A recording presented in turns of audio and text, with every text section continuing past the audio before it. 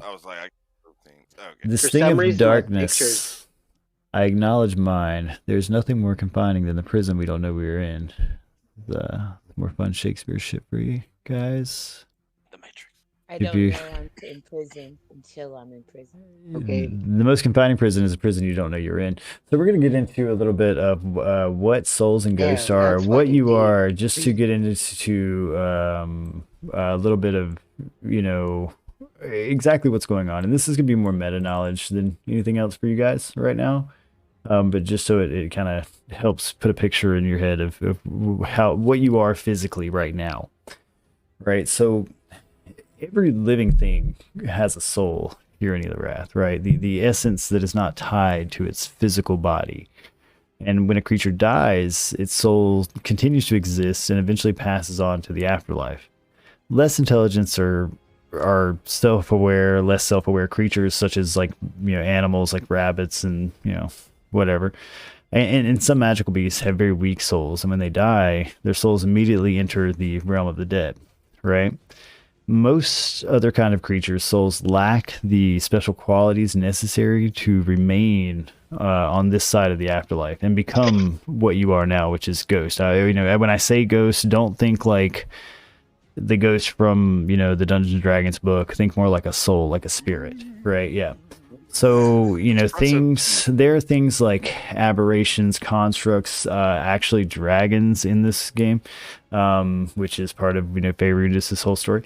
Elementals, fays, giants, some magical beasts, monstrous humanoids, oozes, plants. Just to be clear, you know, shape changers, the undead, like zombies and so on. These just pass on to the true afterlife. They don't, when they die, they don't hold on to their spirit like a lot of humanoids do. A lot of more intelligent humanoids do, right? There are some kinds of magic that allow their souls to temporarily remain as these ghosts, but, you know, most of them don't. Because of this, you know, system that is in place, some of these creatures like accept this as the natural order of things. This is how it's always been, right?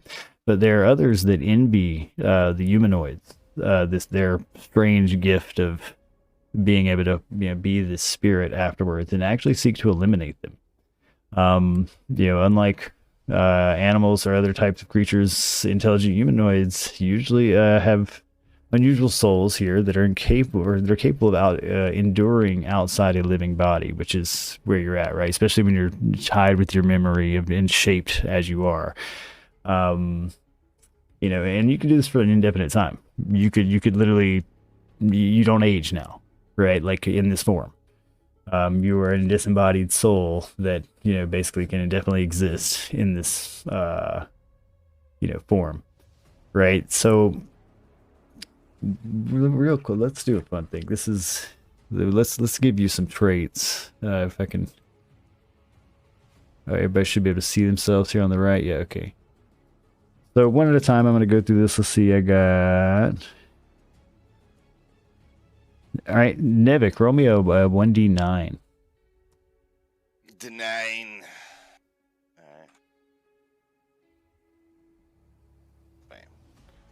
All right, and Jason, roll me a 1d9. Jason, roll me another 1d9. You guys can't roll the same enough. Come on. Okay, yeah. You were saying that I don't age. Yes. Like this, then explain why I'm fat and old again. It's because that is how you think of yourself. That's the memory tied to your body. All right, Jason, you were 3. Gargak, roll me a 1d9. And that's a 7. Dina, roll me a 1d9.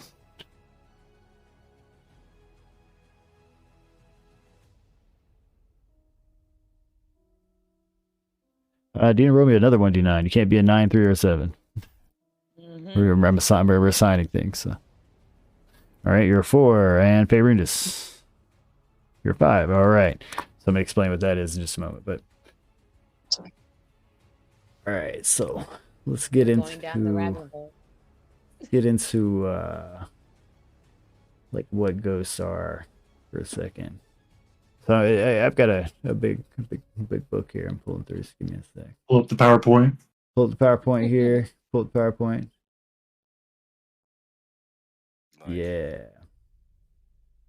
What you are and where you are. But well, basically, I mean, I kind of need What to, and where lay you lay are. that out a little bit, right? Because That's it exactly what Adam's doesn't. about to do. Yeah, it doesn't. I mean, I understand that it's jaunty. It's jaunting to have gone from the physical realm to this now, and like not really have any sort of mechanics or anything explained about it, But we love it, Adam. right? So I'm trying to fill that in a little bit for you, right? So like here, in this realm, that's another thing, right? So you have this ethereal current, right? That is currently that permeates from one end to the other. That goes from the passing where you guys have come through to the true afterlife beyond that is within the city of Manifest.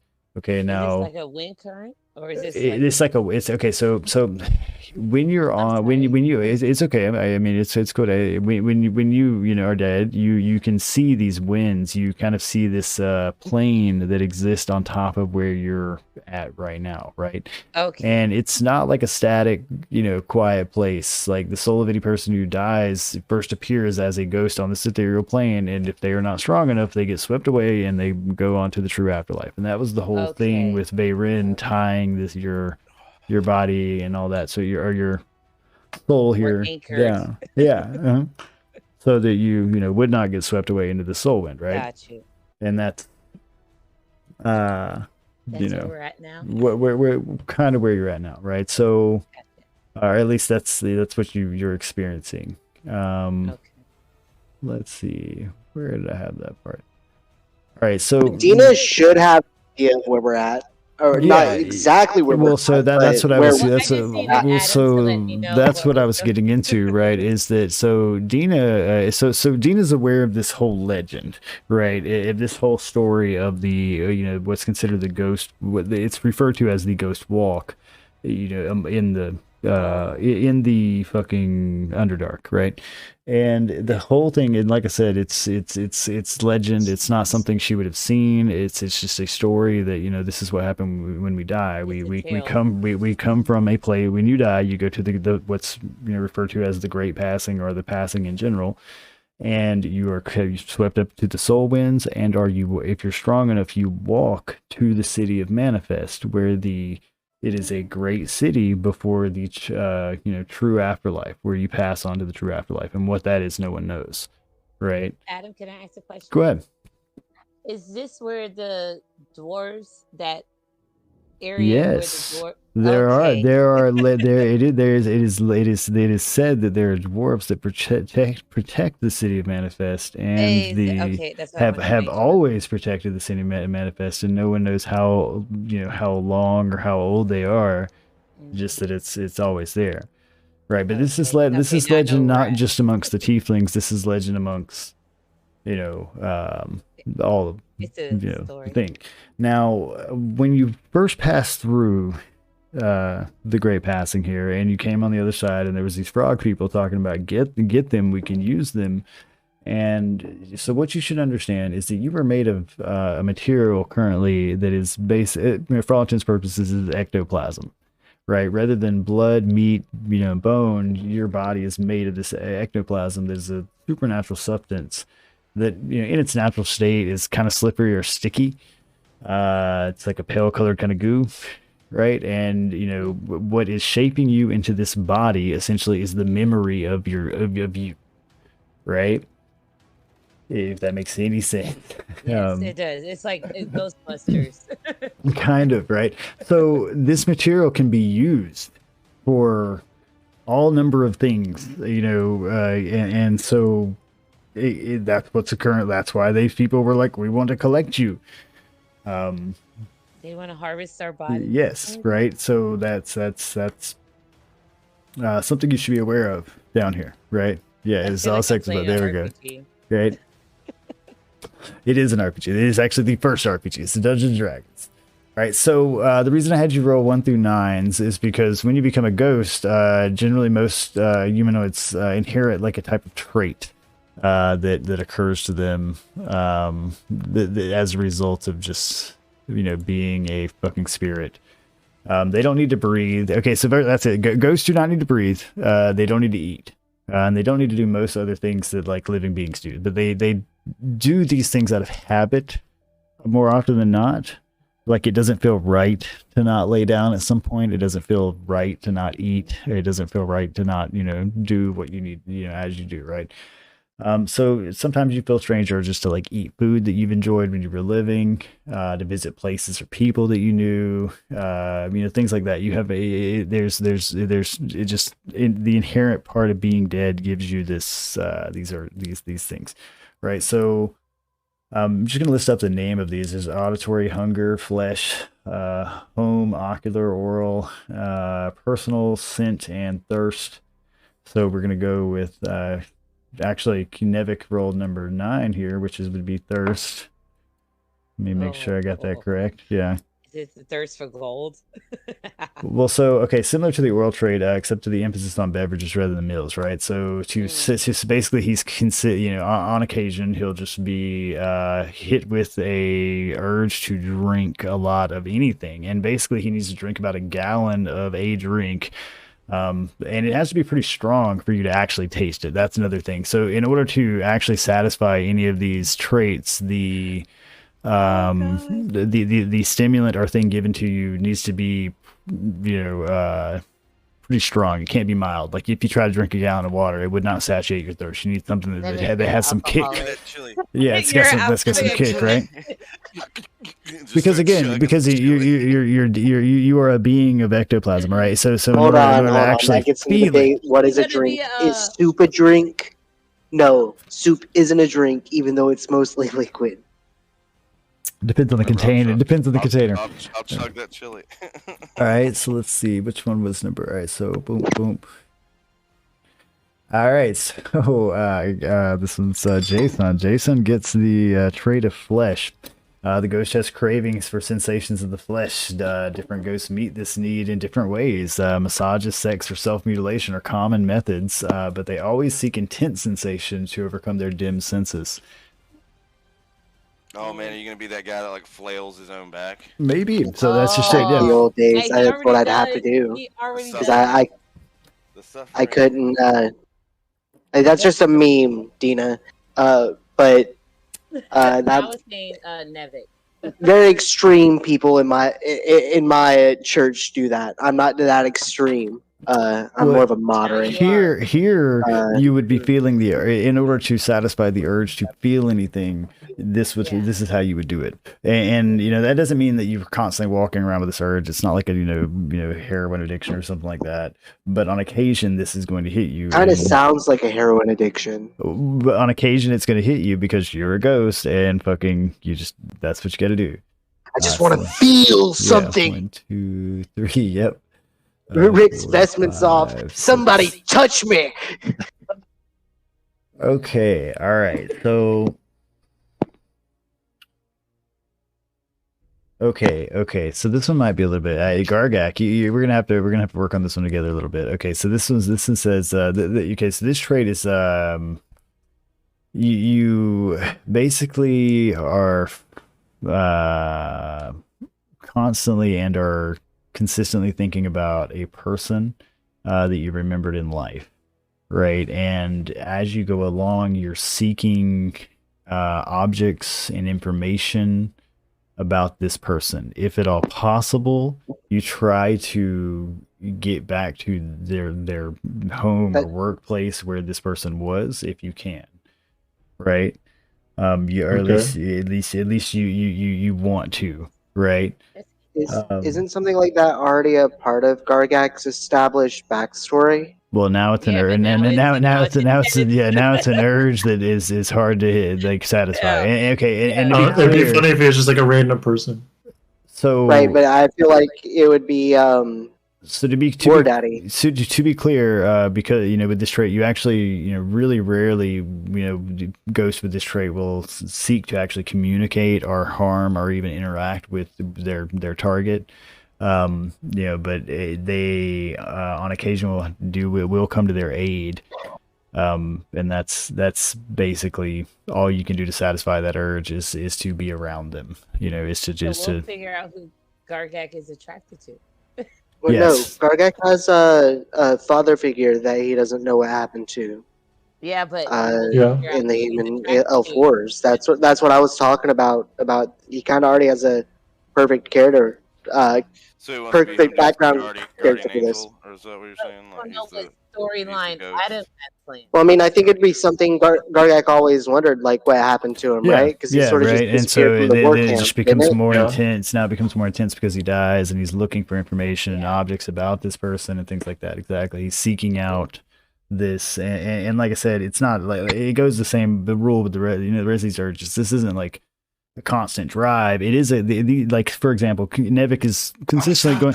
Yeah, Nevik is going to be consistently thirsty, but on occasion he's going to be very thirsty, and he's going to actually need to fucking find a gallon of fucking something to drink, or he's going to have a problem, right? Like he's going to start losing his shit. Same thing with Jason. Like it's not constantly the need. I need to feel something, but on occasion I need to feel something, right? Just and be sleeping around with the tavern wenches. I mean, how he proved. I'm a man of the cloth. Yeah, that is not going to happen. Yeah, how he decides to handle this is up to him. That's up to him. Oh man, this should be like whatever. All right, so Dina, you become attached to a particular scent from your past life or your. I got a scent. Right. So you are, going just on occasion trying to, surround yourself with this scent. You're going to be able to try to place this scent around you where you rest and or be most of the time. And on occasion, you will go out of your way to find this. Right. I got it. But you also got to understand that a ghost and all of your senses are muted to some extent, right? So like, it's not like you can just get a small like let's say, for example, if I needed to smell a rose, I would, instead of just a single rose, you would need to go find like fucking a wad of them. Can I say this for future context? This is like meta outside of what we're doing right now. The whole thing is, if my scent was going to be the one thing that I was attracted to, it would be the scent of home, sulfur, and like, you know what I'm saying? Like that's what Dina is craving for. All right. Then we're in the perfect place. Boom. Yeah, I mean, right now where you're at is pretty much home. So it's not too bad. So you were in the. I will say that you're in a. I will say to you where you're at right now is a bit of a strange version of home. It would be like the more extreme parts of the surface of Earth. Like it's not something that you would see every day. This is the deepest part of the Underdark. This is not some place I'm not used to. Yeah, it's deeper than you've ever been, and there's plants you've never seen, and creatures creatures and species you've never seen, because they just don't go to that part of the Underdark where you and your family grew up. Yeah. All right, so let's see. So Feyrundis, on the other hand, is going to have an unusual attachment to a particular kind of sound or noise. There is a certain, it may be a musical like tune or a note or a voice or something like that. If it's music, he'll usually like you'll hear him tap. They'll tap it on things. But when this urge hits, the only real way to satisfy what they need to hear is to hear it pretty loudly. And on occasion, they'll actually hire illusionists and things like that just to do this for them, right? Like imagine if you grew up with the sound of a certain bird outside of your house, or good thing we got a bard. Or the voice of is specifically for specifically for Feyrundis. There's a lot of history there that he can choose to what sound he needs to, would I desire to hear. the sound of war. Yeah, it could be the sound of the dying breath of his enemies or whatever. I don't know. I mean, think I got some drugs though. I need the sound of my brethren. But at the same time, be careful on what you pick, because these are things that you may have to seek out. The blood of my enemies spilling onto a fine marble floor. Yeah. Something like just real specific. We all die. You'll already and that's just it. Yeah, the thing is you're already dead, but you got to remember you have some sense of a physical form. You are this ectoplasm that is basically in the shape of you, because you're being tied to your memories that were allowed to pass, which would not normally be a thing. But strong enough spirits have been known to do this, and that's where the whole city of manifest comes in, right? So what you would know about the city is that is supposed to be old as time and is built around the fucking gate to the afterlife, right? That in a lot of the Underdark religions and so on, it's pretty well accepted that like the gate of the afterlife is like a physical thing. It is a place. Right. I know, right? It's like it is. I haven't been there, but it's there. Like, there's not a lot of argument amongst them about. I mean, there is argument about where that goes and who runs this and why these things all happen. But there is not a lot of argument about there being an afterlife, right? Because everyone has seen ghosts. Everyone has seen, at least in legend and so on. They're aware of this. Yeah. What was the name of this? What's up? In my backstory, there is I think it's a tiefling that teaches me the songs or whatever and the stories of our places. Would he have taught me about the place that we're going to? I mean, this would have been your family would have taught. I mean, this would have been, like I said, just growing up, would have you would have heard of this, just like you and I have heard about Atlantis. Yeah, right? Or the Bermuda Triangle. Yeah. Or like there's So like the details of this are like the dwarves would be what you're aware of them is they're just known as death wardens, and they are there to protect those who are passing. And about there's apparently a like forest before a cave known as the Spirit Wood, and this entire town, this city of Manifest, was built around it. And that's all you really know. I'm sorry. I just wanted to. It's all right. I mean, that's fine. This is why I'm getting into it, because I want everybody to. Because I mean, Dina would probably be more expert on any of the lore for the Underdark. Yeah. Because I like, and that's why I need to tell her, now, like what's going on and what this is. That way she can relay, in character the same things to you guys. It's not necessarily about the ectoplasm and stuff, because she's never been a fucking ghost, and she's never met one. But at the same time, she's aware of the whole concept of Ghost Walk and the whole there's a city, there's the city of Manifest and all that sort of shit. Now, as far as tying that to where we're at now, so that may be a leap for her. You know, being after having just dying, after having just dying, it's a bit of a reeling thing. And my family was nomadic like that we traveled around. We just heard stories, so I don't know like that. Yeah, but at the same time, these are stories that are shared amongst a lot of the Underdark species, right? Anyway, so where you guys are at now is after having ran away from the frog people. Everybody here is at the base of some, kind of ruins that they can see here before them, and off in the distance they can see the flickering of, at least 3 or 4 fires, and amongst those fires they can see the silhouette of what look to be like armored men of some sort, and they seem to be having some conversations and doing things. They're a fair distance off. They haven't noticed you, but you see them. Okay, so can I can grab my body, but I can't see anything. Can I say this before we? Yes, you are a human, and it is dark as shit. If you look down there in the bottom left, you should be able to see. Let's make sure. I can't even see my character sprite. What? Oh, I can select it. I got you. Oh, so you're just all sorts of boned over here. Well, wait, what was Faeruntus's ghostly thing? It's ghostly thing. The D9.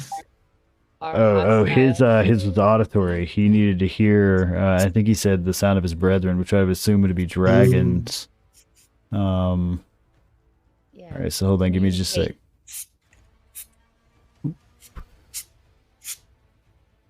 All right, so let's see if I can see. Fix that for you. Yeah, you shouldn't be able to see very far. I've set it up for the humans to have 5 feet and so on. What is that snipping sound? What is going on? Oh, sorry, man. Sorry. What are you doing? But you're crazy flush. Obviously, he's doing cocaine. Yeah, dude, just like fucking lay off of it, dude. Get off the microphone, dude. Don't put your coke on the microphone, dude. What are you doing? You have enough to share with the class? That's yeah, dude. Yeah, dude. Yeah, I mean, geez, yeah. Don't bring candy if you can't share with the class. Snip. My bad. You get a haircut, dude? Like, are you at the barbershop? What's going on, dude? Anyway, man. Man. Yeah, so I assumed his was the sound of dragons. When he told me the like the way I've gotten this written down so far is that Nevik has will have the urge of thirst. Jason will have the urge of flesh. Gargak will have a personal urge to find his father figure. And Dina has an urge for the smell of home, which is kind of a mix of like baking, fucking ground up root cookies and sulfur because she's a tiefling. And Faeruntus would like to hear the not a mournful sound of dragons, but a triumphant roar of dragons. This is something that would bless his heart, right? Yeah, that's what I've got written down so far. Hopefully everybody can see some extent the silhouettes in the fire down there. Okay, can I say this to my group? Yeah, feel free to speak as you want. Do as you please. You guys, like I said, are a fair distance off. These guys can't really hear you unless you're going to scream or something. Yeah. Do not, please, don't go into every situation. If they shoot first, shoot back. Like, for real. If they shoot first, shoot back. So, just let's see. What are my passive perceptions? Who's got? I'm gonna need at least. I think I have like a 15. Yeah. So 17. No, yeah, I'm gonna say. I'm looking for 16. So 17. All right. So Nevik's got a 17, and Faeruntus got a 16. Jason's got a 17. No, I have a passive perception is 14. 14. Gargak, what's yours, buddy? I think Gargak needs glasses. 10. Gargak's just like, he's just here. I'm just here, man. I don't know. I'm just here. All right. So, Nevik and Faeruntus and Jason would be able to see a little bit more detail on these armored individuals. And you would see that they all share dark skin and long white hair and piercing red looking eyes. I know a drow when I see one, man. I'm from Daventry. Oh, and drows don't give a fuck. I'll tell you like that right now. It's a rare thing to see a drow above in Elorath on the surface, but yes, in Daventry is a place that you would have seen on a rare occasion a drow. Like, you probably would have seen like 2 in your life. Yeah. In the like fucking 30 years or whatever before I decided to jump on that Never, boat. you know how to handle this situation. Like that. Well, notably, you would recognize by them. everything, like, Dina, now one thing about that we're going to go ahead and say now Nevik and just because we haven't relayed this information into the rest of the group, I'm just saying that Nevik, Jason, and Deverundis would notice these. Dina would historically know about drow in the Underdark as slavers that worship like crazy fucking spider people. Would I be able to, even though I don't see them yet, can I do a check that if I were to move forward and you can totally roll a perception check and see if you can roll higher than fucking 17, than a 16, excuse me. We just relay that, like, you totally can. Yeah, yes, you can. There's people. But could I mean, tell them the things that I So you know? said I'd be able to tell they were a drow? Say it again. So you said I would be able to tell they were a drow because I imagine that my extensive knowledge of drow would be, they're described as like awful, horrible monsters, not, like. Yeah, exactly. You would only recognize them. I would think that Jason would only really recognize them from like pictures, from like not children's stories. Seen them. Yeah, not pictures. I wouldn't even imagine pictures. I would imagine like. Or just descriptions, but like books. Yeah, descriptions or like books where they're described as just awful, horrible monsters, or very over embellished drawings. Well, they would be considered cursed elves. Is how they're described. Yeah, because we consider them slavers, but you don't see them that way. Right, but. Well, so I mean, how long do they split from the elves? Like, I feel like they become lore at this point because they don't show up on the surface. So it would be more like, I wouldn't have an idea. I wouldn't have any idea what a real drow looks like. Yes, this would be beyond what my conceptions would be because they would have been described as probably way worse, more monstrous, more along the lines of what a drider actually is. Yes. And this has been your first time ever physically seeing one. Yeah. But I understand this situation is a bad situation because these are slavers and I don't want to be fucked up with them. I honestly don't. Yeah, you would know of drow as a species that considers themselves superior to all and will freely enslave any other species without any question. And they've even there's rumors of like them eating other species, and they're bad. And they worship crazy spider things. That's all you really know about them. Yeah. So I don't have any ghost armor, so I really don't want to like try and fight them. This is the drought. I'm telling you guys. I mean, I'm just relaying all these informations out here for you guys. So, but I mean, like Dina would kind of, if I don't know, but the thing is, I don't know that they're there. So that's why I feel like I'm metagaming because I don't know that they're there. Since we're made of like some weird like ethereal liquid, do we just make like awful sloshing noises as we move? Yes. I mean, if you do it properly. Sounds like macaroni as he weasels away. So you do know that they're there in the sense that Nevik or anybody here can easily relate to you that these are drow here. But what you know of the drow, like I said, is that they're slavers. They're known for grand cities. They are they're gonna take us. Pretty easily avoided from a tiefling point of view because of how they hoard up in like large ass cities. But when basically if you go near those large ass cities, you can expect to get caught. And yet your first instinct, even from childhood, just from seeing them, would be to duck down. You'd be like, "Fuck!" Like the moment you saw them.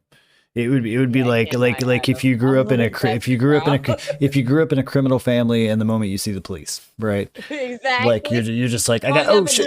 Like even if you're not doing anything wrong, right? The first thing is like I wanted, I'm just feeling a little nervous, right? Like I get that. Exactly, bro. For real. But yeah, they are like I said, right there. known to be slavers and known to be brutal and all that sort of stuff. That's how I feel about this situation right now. Considering that that's the drought, that's how I feel. Yeah. But even like to you, the color of the rock around you is different than home. It's not the same place. The feeling of pressure, because of how deep you are in the earth, feels different. It feels like home, but it's off. Right. Let's put it this way. It's like I mean, if you move away from your hometown for 30 years and come back to it, it's different. It's not the same place. It feels wrong, right? Like it's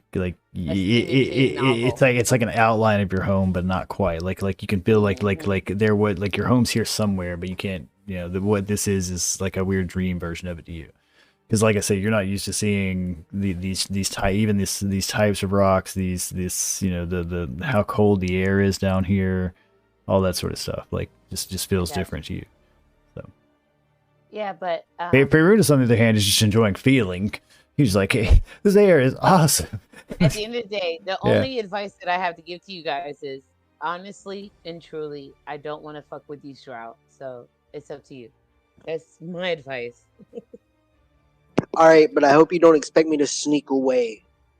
Well, then you will be on your own because I will sneak away. I'm telling you this now. I will leave your fucking asses if you decide to fuck with those drought. This is Dina literally telling you this. I'm sorry. I'm just going to look at you, and I'm going to look at my body because I'm fat and old, and look back at you and be like, you expect me to sneak? I can cast invisibility on you and me, and we can get by. I got this. Just sloshes his belly about. No, like if Dina and Jason are having this conversation, he's just Dina fucking grabbing his belly and sloshing. He's just sloshing his belly about. I mean, I cannot do anything with this. On the meta level, Dina, I have a -1 in sneak.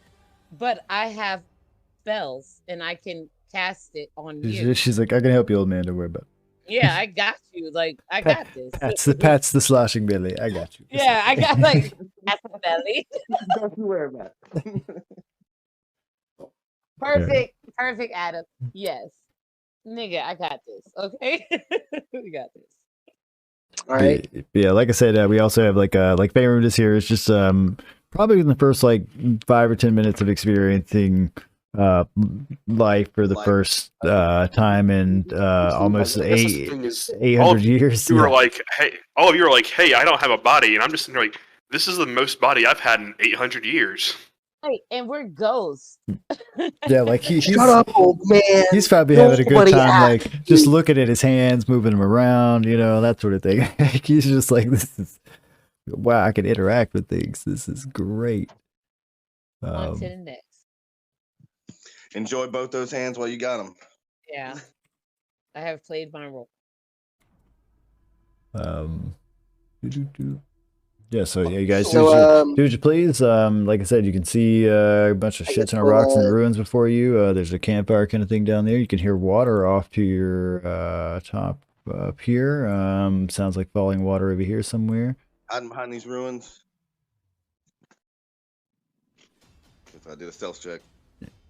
Do as you please. And eventually, just so we're all aware that I will be moving away from battle maps altogether. I've only probably got a handful of battle maps here to play with, but then we're going to be...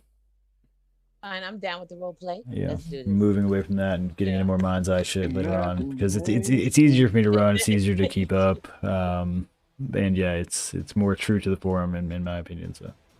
Exactly. So, stepping away from a battle map to smoke a cigarette seems like I'm being a dick, but I mean, you motherfucking dick. Wait. I mean, if we want to take 10, if we need to take 10, yeah, it's fine, guys. Y'all go ahead. Y'all take a minute. It's cool. Yeah, we can come back and sit. No problem to me. All right, thank you, Jen. That ain't nothing. Can't believe I'm fat and old again. I was young and beautiful. It was an illusion, man. What's the worst they can do to us? We're dead. You can die again, in the sense that you are a resource that can be used. You are ectoplasm, in the sense that Death 2. You can be gathered and processed and used as a resource. Think like, what if oil had like had a spirit, right, and could feel like. Bargak, do you want to get spread on toast? Because that's how you get spread on toast. Yeah, dude. Oh man, they're just gonna keep your head, and you're gonna watch your body get slowly toast. spread. You can get spread on toast. Yeah, it's not the sense that you can't die again. It's this material is holding your memory basically. It's shit. They just like hang you up by your ghost ankles and just start at your feet, just scrape a little bit off, spread it on some toast, lean down to you, and just start eating it right in front of you. Man.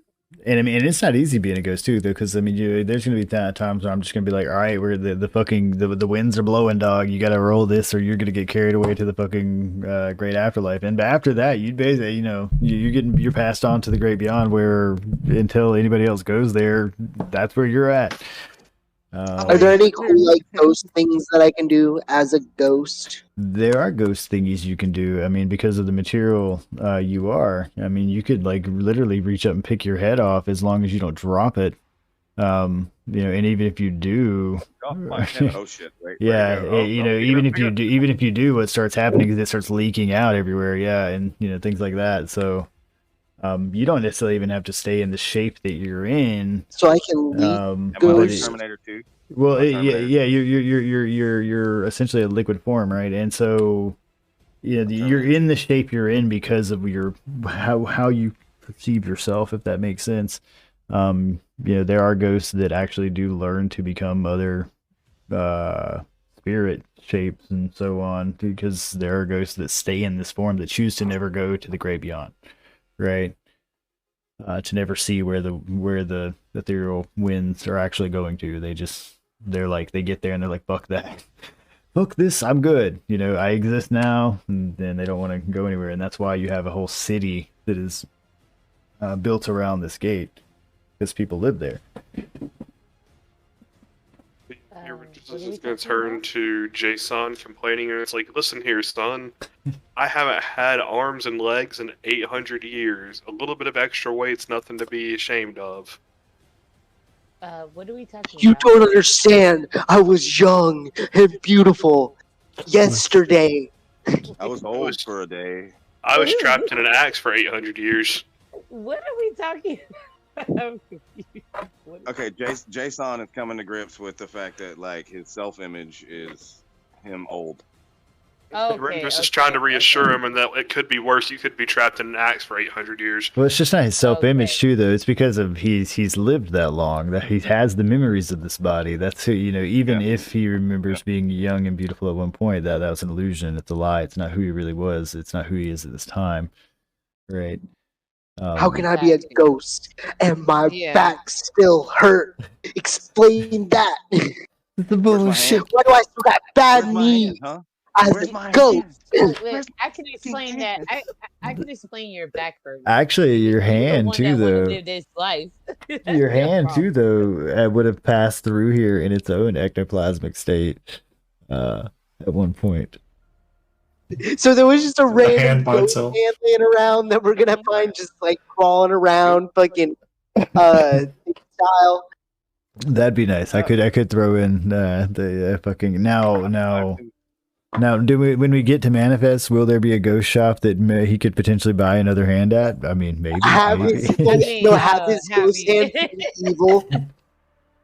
Yo, that'd be great. Have his ghost hand be evil. It's been plotting his downfall since it was sent here. I mean, do you not want to go to the do you not want to go to the hands, heads, and legs and beyond boutique, man? I mean, come on. He's talking about this one here's the troublemaker. It's been trying to steal everything since it got here. I'm like, oh, that's mine. It's just in his pocket. He pulls it out of his pocket. That sounds like some Evil Dead territory. I'm sorry. I mean, no, but we are dead. That's where we're at. We're dead. Yeah, and so that's another thing too, though. And when I told you that there's creatures that are humanoids that do not share the traits of that these all humanoids do, that have these souls. I understand that there's creatures like the Yanti and like even the Drow to some extent that do not experience what you experience when they die, so they are envious of this. They want to use this material. They will try to there are people that will attack you just based on what you are, but there are people that will also try to use you as a resource and things like that. Even like I said, it's racism doesn't end. Exactly. Hate runs deep. Yeah, that's some real nigga shit. I know, man. I know. Yeah, but like I said, yeah, it's the ghost walk is not considered a safe, pure thing. But that's not something that you guys would already, know. It like just character wise, because like I said, Dina would know of it as almost like the same way we would think of as like the tunnel of light going to heaven. Like it's supposed to be, a passage that's calm. You know that Ghostbuster scenario when everything and the ghosts are coming out and they're walking down the bridge? That part. Yeah, okay. Ghosts like walking into, the next stage. Yeah, and and there's these dwarves called the Death Wardens that, motherfucking keep this protected. But ain't none of that shit here right now. Instead, you're in the cold and dark, and you hear water, and there's some drow, and there's a camp out there, and it's. Leave the drow alone. You have not seen day in several months. Leave these motherfuckers alone. Like on some real for real. If you guys attack these motherfuckers, I will go invisible and leave you. Okay. I'm gonna dip out. I'm done with this shit. That's it. Yeah. You're on your fucking own. Yeah, straight up. All right, but unless you go ahead and turn me invisible, I'm definitely about to just casual walk past these drow. I can turn you invisible if you want me to. I can. So just to be clear, yeah, these guys can see you. Yeah, you are not transparent. Tell me what. If I can't see them, they can't see me. Right, just turn his head the other way. That's not how this works. Wait, Adam, do I still have my spell? Yes, everybody here should have experienced long rest and have all their spells and all that sort of stuff. Yeah, you should be able. You have full access to, the majority of your stuff. I have my spell and I have my cistern, but it's only when I touch him, and it's only in my concentration. So I can touch him and turn him invisible, and he can do what he wants to do. But after that, it's on him. Yeah. Concentrating on it. Just keep your hand on him or something. Walk together. You guys just hold hands and walk down. He's walking through a room. He still has. I don't think you have to keep touching him. I think you just have to touch him once. Yeah, like he still has to do.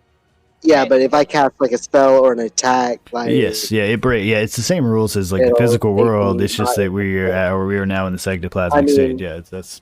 Also, what she's talking about is I'm definitely still just gonna casual walk because even if I attempt to sneak, I'm definitely gonna fail. Like exactly. So that's what I'm saying. He's still gonna have to try to get by them. They won't be able to see me, but they might be able to like hear me walking. Yeah. I don't know, what is the sound of ghost walking on stone? It sounds like spooky music. So should I cast it? Just every time I take a step, just scary scan. So, I'm like, what the fuck is that noise? And for some reason, we all synchronize. God damn it. Get weird, guys. Nina's just gonna go to Jason, and I'm gonna touch you and give you invisibility. And I'm gonna go ahead and cast that. Oh man, the touch. Yeah, I'm gonna touch. When I touch myself, I can feel your ghost stuff. Go ahead and use Avery to cast it. Like I said, you guys can cast spells on each other. But I also understand that you can still experience physical harm. That's the whole. Your HP now represents how much of this ectoplasm make sure you cast it with an you have within you, so you don't use a spell slot, because it doesn't use a spell slot. It uses a charge. Like essentially, what was blood is now ectoplasmic glue, and when you get down to past 0, you were just now a mess of goo on the floor. You're not gonna be something that we can reassemble.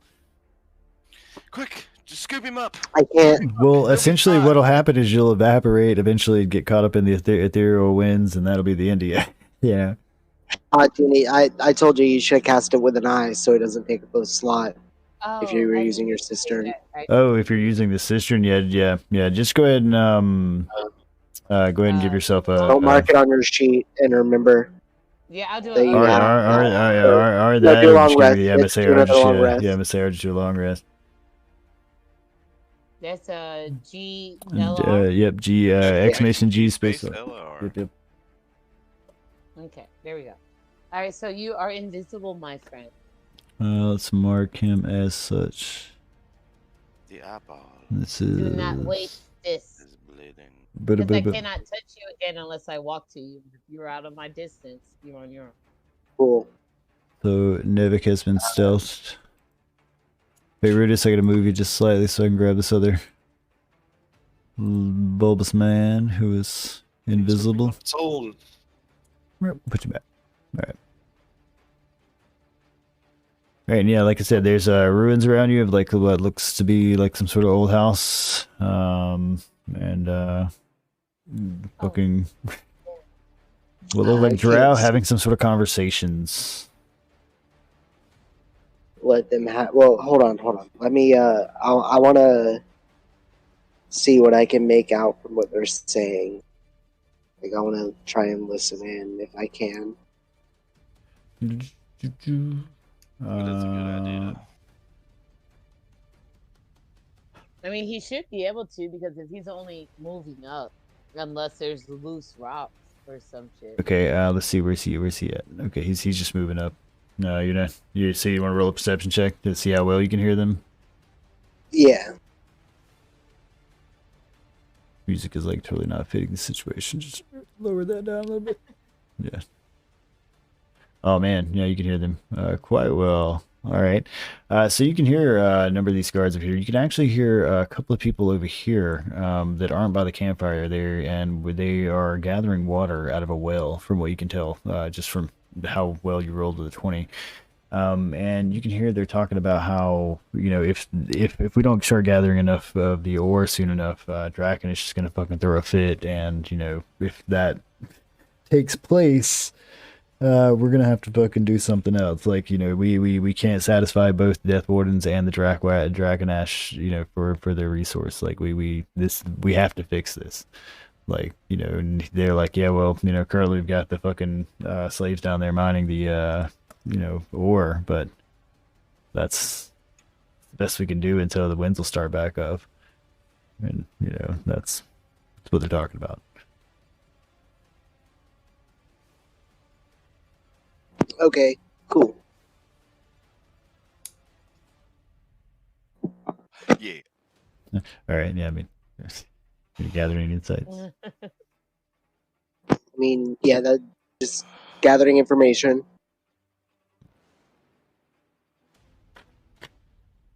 Yeah, they seem to be like Yeah, I said, there's not really a lot I can do right now. Yeah, they seem to be concerned about the lack of, they keep referring to like wind that isn't occurring, and that this is problematic for them because of a person named Drakonish that they and the Death Wardens that are apparently demanding resource, and they are you know, mining ore essentially to try to obtain this. Yeah, That's what you gather.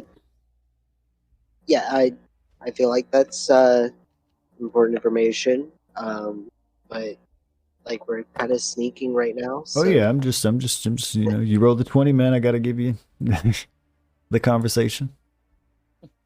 Is there some way like I can like, I don't know, like silently hand signal everybody else to fucking follow? With one hand.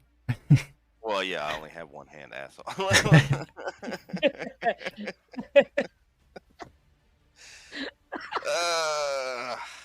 I mean, you tell me.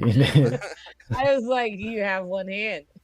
What do you want to do? It's just waving his knife stick around. Well, Nevik's waving his knife stick around again, guys. I think we should. What would that be? Like a sleight of hand or a performance? I mean, if you're trying to, I mean, that's just communication. I mean, I don't know. Seeing that you guys have not prepared any sort of hand signals before, I would think exactly. There's no like. I would think it wouldn't really matter. I don't know. Let's see. Do a performance, and we'll see if you can roll and make a hand signal that makes sense without having to have one before, or if it just makes no sense that you're just waving your hands around. Either way, I think it would look good. Your hand. Okay, so Nevik is it's clear that he's trying to tell you something. What that something is, you have no idea. But Can I hold on. I'd like to roll an insight. Okay, yeah, you can. Yeah, I must say, I want to try to roll an insight to understand what that hand is. Okay. Jason's picking it up. He's picking it up. He's seen this before. Gargak, on the other hand, is like he just waves his hand back. Dina's also picking it up. They're just gonna put their hands on Gargak. Come on, dude. Yeah, no, we're all like looking at Gargak. Quit waving. Quit waving. Let's go. We're like, let's go, man. Come on. Faerundis, on the other hand, has the most insight into this. He can almost like read fucking goddamn Nevik's mind with these hand symbols. Because it also makes sense a little bit too, because Faerundis is set in like there are times in Faerundis' life where he's set in a room for like 200 years. He's learned to like study things closely. So seeing these hands move after not seeing hands for a very long time, he understands them quite well. One hand. Excuse me, it's hard to make that plural, Yeah, you stump-handed bastard. Anyway, seeing this hand. We know Nevik. But anyway, Nevik, whatever message you're trying to relay to these guys, the majority of them get it. Gargak is probably the only one who doesn't. We all know Nevik hides. If Nevik shows himself, it's important. Go.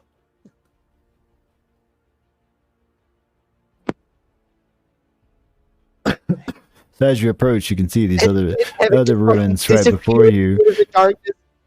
Yeah, you do disappear into the darkness, and you can see these other fucking ruins right before you, and you can see the two guys having a conversation by this whale here, and they're gathering water. Yeah, and after a while, they really do eventually. So thirsty. Come back to the camp and start distributing such. Leave them alone. I'm telling you, leave them alone. Can I please? You do hear a loud sound of running or falling water over here. There's clearly a river running here. I see it. Yes. I see it with my elven eyes. Can I? Upon seeing the drought, upon seeing the drought, can Dina please say? Yeah, no, you can totally convey to you. Communication is there's nothing cost wise or anything. Yeah, Dina's upon seeing the drought is gonna look at Nevik and who's that next to me? Yeah, you can see me. Faerundis. And I'm gonna be like, Randy. These are slavers, trappers. Look. I mean, I can still hear you say this. Yeah, you're Nevik is just a silhouette of black of the rocks. Yes. Yeah. The moment you notice them, they would have already. I mean, the whole conversation's already occurred at one time. Yeah, that we know these are drought. Yeah. Bad things. Dina's just very. I'm very concerned being this close. That's all. Yeah, no, you grew up down here. It's you've seen the horrors that they'll do. You've seen the like the whole trick that Ondin found where he made the choir out of bodies is something that the drow had done. I'm walking in the actual dark. And we're yes, that is something is that my human characters. Let's relay that something that my human characters here cannot see as well as everybody else. That is something that you should all be aware of to some extent, because Faerundis and Jason here cannot see. Okay, Dina and Jason are invisible, right? Dina did cast that on herself. I forgot to mark her. I forgot to mark her too. I'm not invisible. Yeah, only Jason is. Yeah. Oh. Yeah, she cast it on. I couldn't help guide him anyway, because I'm all trying to be stealthy. So somebody who has decent eyeballs. But I will tell you this: if you walk any closer, I will disappear and leave you some visible. Hey guys, should I turn on some lights? JB, don't do it. That is something that is completely possible. It's so dark out here; I can barely see. Yeah, you do have. I can't see shit. I think I'm gonna make some light. Oh my god, JB. So, wait. First off, how are you gonna make it? Because I know you guys are gonna get plenty of fire spells. That's in light. What's it called? Come out. Dancing lights. Dancing lights. Oh Let's my just. God. I just want to see the Is my 20 distance I stealth got to check put on it. still high enough to hide me? the shadow view. Oh You my create up to God. 4 torch I'm glad sites I'm within invisible. range, making them as appear as torch lanterns or glowing orbs that hover in the air for the duration. You can also, and the duration is concentration or up to 1 minute. So you can keep concentrating on it or just do it for a minute. You can combine the 4 lights into one glowing, vaguely humanoid form of medium size. I actually did that at one point. Whichever form you choose, each light sheds dim light in a 10-foot radius. As a bonus action on your turn, you can move the lights up to 60 feet to a new spot within range. A light must be within 20 feet of another light created by the spell, and a light winks out. So how many orbs do you want to create? Or I'm going to make you keep up with them yourself, because that's, I want 2 that sort of circle around me. All right, give me just a second. They're going to be 10 feet, right? Yeah, 10 feet radius. Can I have a light? Yeah, sure. I'll give Gargak a light, one of the lights too. All right, so we're gonna have 3 all day. All right, so let me make these lights for you. Oh my God. Dude, I am so close. I mean, I did a nat 20 stealth, so good time to pull it out, but Controlled by Faerundus for 2 of them. and I'm just gonna be sitting over here in the corner like, no. No, I'm not getting it up. I'm gonna tell you that right now. I'm about to disappear in your ass. We fucked up. All right, so Never. Oh, JB, why? Gargax, I will make you. Give me just a second, and I will change Gargax's light color and There you go, Gargak. I just wanted to follow me. make it his to use. All right, so you should be able to control that one, Gargak. Faerundus should control the other 2. And as I am aware, they are putting off a 10-foot radius of light. Is this helping you guys? Yeah, you should be able to see them. All right, so Why'd you put it right on Nevik? the shadow of Nivik.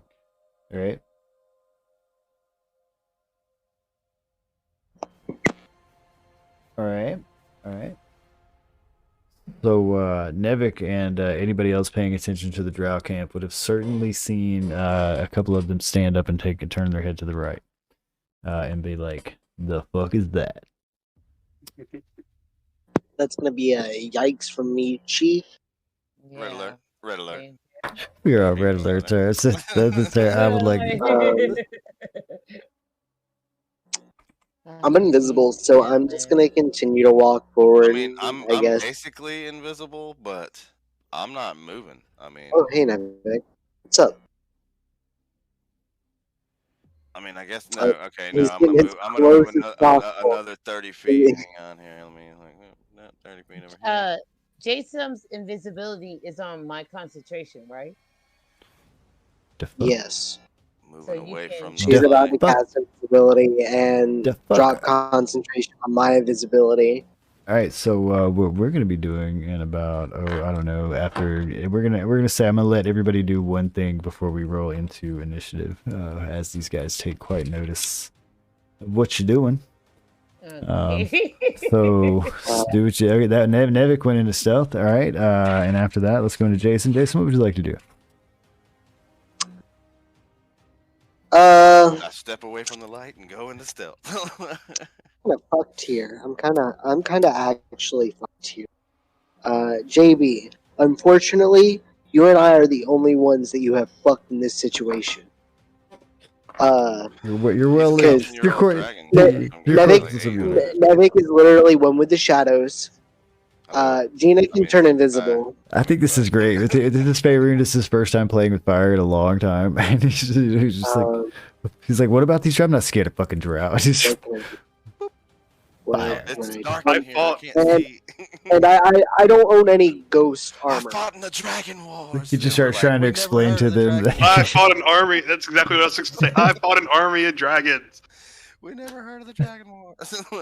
Granted, I was a giant badass dragon at the time. it's like trying to explain the Vietnam War to like a fucking 14-year-old. Yeah, 14-year-old. Right yeah, they now, just. I don't want to hear your fucking acid trips, Grandpa.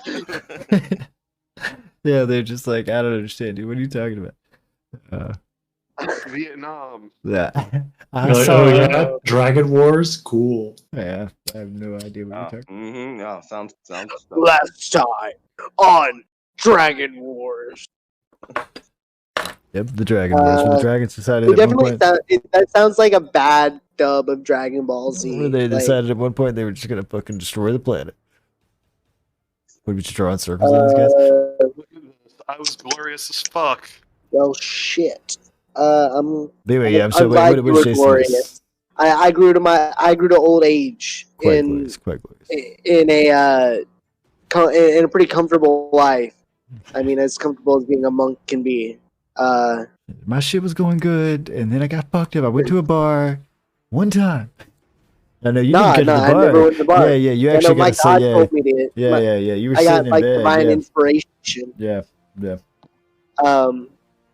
So I guess I'm gonna do the only thing I can move. I'm gonna move the other 30 feet.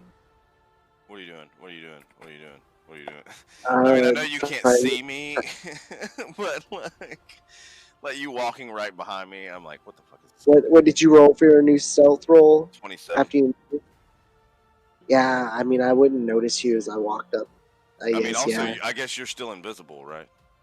Yes, I am still invisible. Okay, so I wouldn't notice you. I will not be invisible for very long, as I predict. But that's all I'm gonna do. All right. Just walking by. What the fuck is that?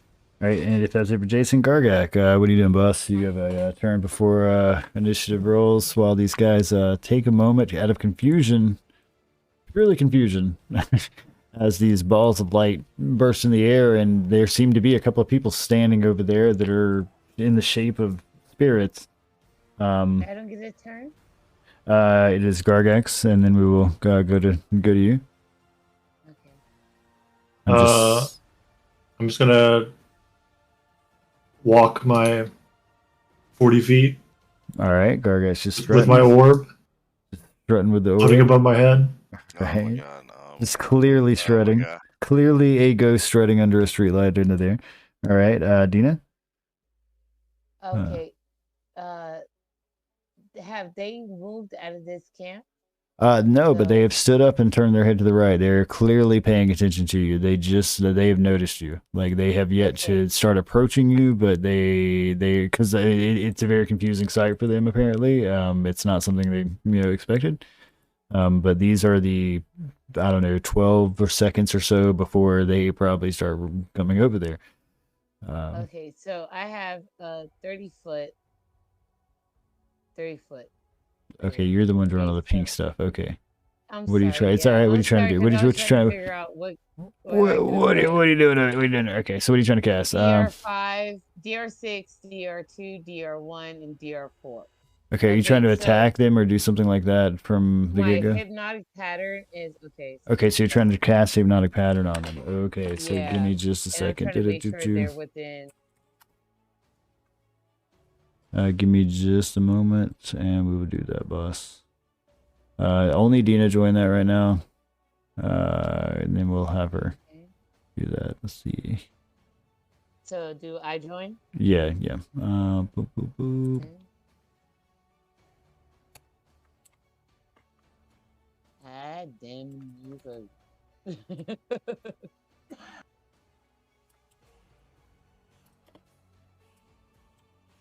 I don't know this. Don't do it, JB. Don't do it yet, JB. Oh, that was the wrong thing to do. Hold on. Oh, he's my dad, or my great Granddad. great granddad. Great granddad. Not cool, bro. All right, Dina, do and I join. Okay. Oh, no, I fucked that up again. Oh, my dumbass. Hold on. Give me the way. All right, you can do it. Now do and I join. Okay, now do an ID.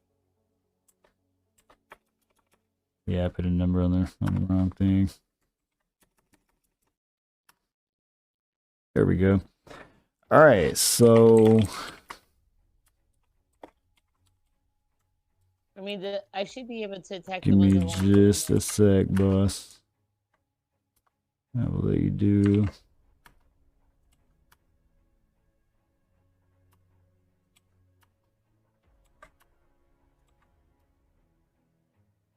Right. You. Wait, so this is also a concentration, so I'm definitely not going to be invisible anymore. Nope. No, you're not invisible, but you're not in combat, so you're good. That's the only reason I'm doing this, because you will be in combat in just a moment. But go ahead. Go ahead and you want to cast is Hypnotic it Pattern. DR6, DR2, DR1, and DR4, right? You would. I mean, hold on. We're trying to cast. You said Hypnotic Pattern, right?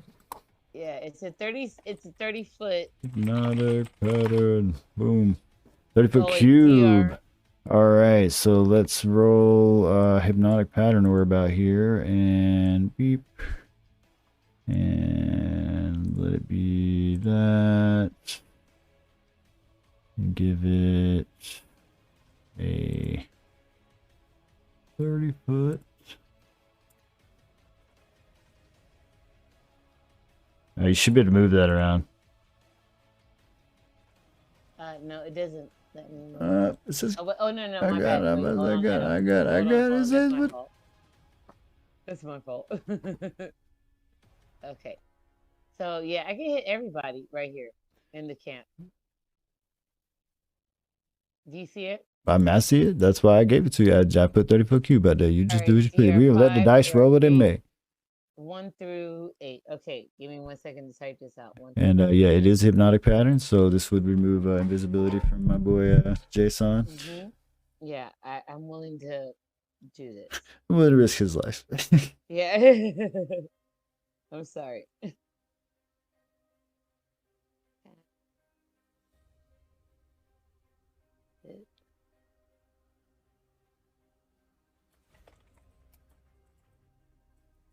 Technically, she's risking my afterlife. Yeah, be all right. Okay? You'll be all right, sweetheart. You'll be all right. I mean, come on. Adam, actually, can you type this out, please? Oh, what am I trying to type it? You type it out. I'm typing out some other shit. I'm trying to remove invisibility from Jason. Oh, god damn it. I can't. Oh, yeah, it won't do it. It won't do it until he's in combat. So I'm not actually invisible. Derp. It may actually have it already on your shit when you start in. I'm not sure, but we'll find out. And if not, hey, no harm, no harm, no foul, right?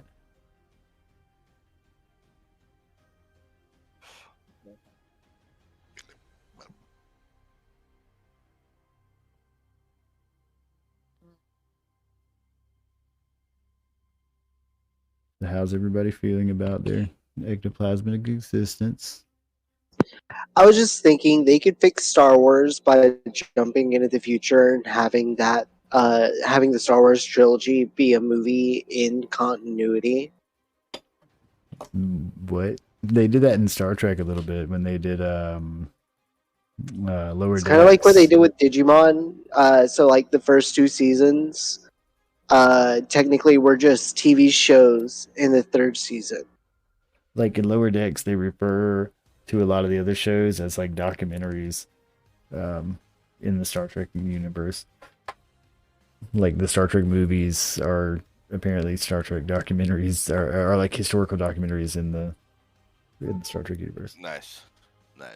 Because the characters will be like, "Oh man, I'm a big fan of Star Trek." Right. But not like historical, not like it's a historical documentary, but like it's a completely fictional movie within the canonical series. Which, I mean, you understand? I get it. So it's a Jedi movie. It would inside the Jedi universe. Damn! All right, so she fucking nails farms the shit out of 1, 2, 3, 4, 5, 6, 7, 8. All of them, Adam. God damn it! All 8 of these guys get this shit. So give me just a sec before they all get. Hey, give me my. Let's see. Now What's we a can good just symbol go for them? see Let's what see. they got going on down there. Bing. Yeah, basically. So I mean, I think that's a cool move, right? So they are sitting there for a moment. They turn over there. They see these flash of lights. They're like, "The fuck is that?" And then all of a sudden, behind them, this like disco pattern of lights starts going off, and they're like, "This shit, we ain't never seen some shit like that. What in the fucking loth is this shit?" And they are just Now I imagine they just start like fucking drooling on themselves Yeah, and they're shit. just like the fuck. What? Yeah, I'm just gonna sit right here and perch on this stone. Let's see and about keep them hypnotized. hypnotic pattern. I want to. Does That's it my put off any movement. sort of light or anything? They don't get to continue to try. They have to be actively woken up. No, I'm trying to see if it puts off a light there because there's other. She didn't hit. I mean, there's if you can see the list. Do like an eye list. Twisting patterns of colors. I Right. imagine anyone affected would see the light because it's like a but there's it's kind of what like I'm a mind saying effect. is there's a group of other drows over there across a bridge that I'm trying to see. Would they see these lights is what I'm wondering. And I'm thinking I'm thinking to an extent, yeah, like yeah. I don't think it actually I don't think the spell has any sort of description on the light range that it puts off or anything. I would think that they would. I mean, just because this is the Underdark, it's not like it's happening in a void. But maybe only they can. It only shows up for a second. The pattern appears for a moment and vanishes. Okay, so let's see. Yeah, the pattern appears for a moment and vanishes. Okay, yeah. So they may. I mean, if anything, they would notice these guys all standing around drooling at nothing. What are you looking at? Get back to work. Do something. And it does only last 1 minute. It's not like it's a very long. Not even that, but like do something about the clearly ghost walking around over there next to you. All right. But it only lasts a minute. Yeah, which is one round. One round. Yeah, I mean, well, 10 rounds. Yeah, excuse me. Yeah, that's a while. That's a while. Here, give me a second. I gotta grab a drink.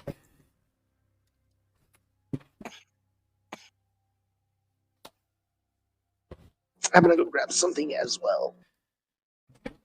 My mind's like all of 4 feet away from me, so I just had to walk over there and grab it. You're good. Take your time, man.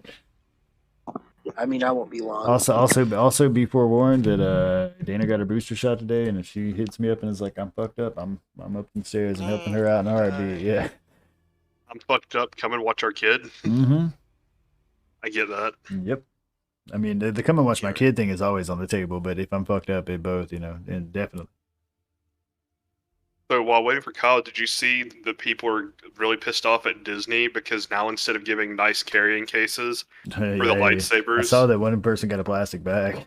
They're giving that's like they're giving everybody plastic bags now, and it's like, oh, was that everybody? I thought it was just one person. No, they're giving everybody. Like that's what they're giving out right now. Damn! I heard they stopped doing the assembly one altogether in Florida, and like they just quit doing it. What? Yeah, like you can't the part where you go and build a lightsaber. Like you apparently they don't do it anymore. Like what was happening is from what I read, they were doing it outside for a while because it's in like a small room, right? Oh yeah. And then when they were doing it outside, people kept stealing. So the way it's done is you start out and you're given an option of like a group of parts, right? And you pick which option, and then they give you this like I don't know a kit that has all these different parts, and you build a lightsaber from these kits, and then you give them back the parts that you don't use. People were stealing all the parts that they didn't use, and so they just quit doing it. Like that's what was happening. Yeah, you get a pin before you go in there, and like that pretty much is the kit, and then the kit is like 8 pieces. Well, the pin the pin basically tells the person that hands out the kit which one you're gonna get. Yeah, right? What kit you're gonna get. There's 8 pieces, and of course only 4 pieces can go on your lightsaber. So you get to pick, mix and match between those.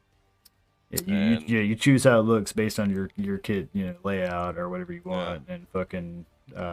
Then you give back the parts, but people were, because they only have 2 or 3 people out there, and it's Rona, you can't be like get up on folks. People were stealing all the parts, and so they were just like, man, we're taking a loss on this. Like, we gotta shut this shit down. But I heard, and so yeah, and the cases that sucks too because the cases are cool. They have they like little plastic. It's a pool noodle.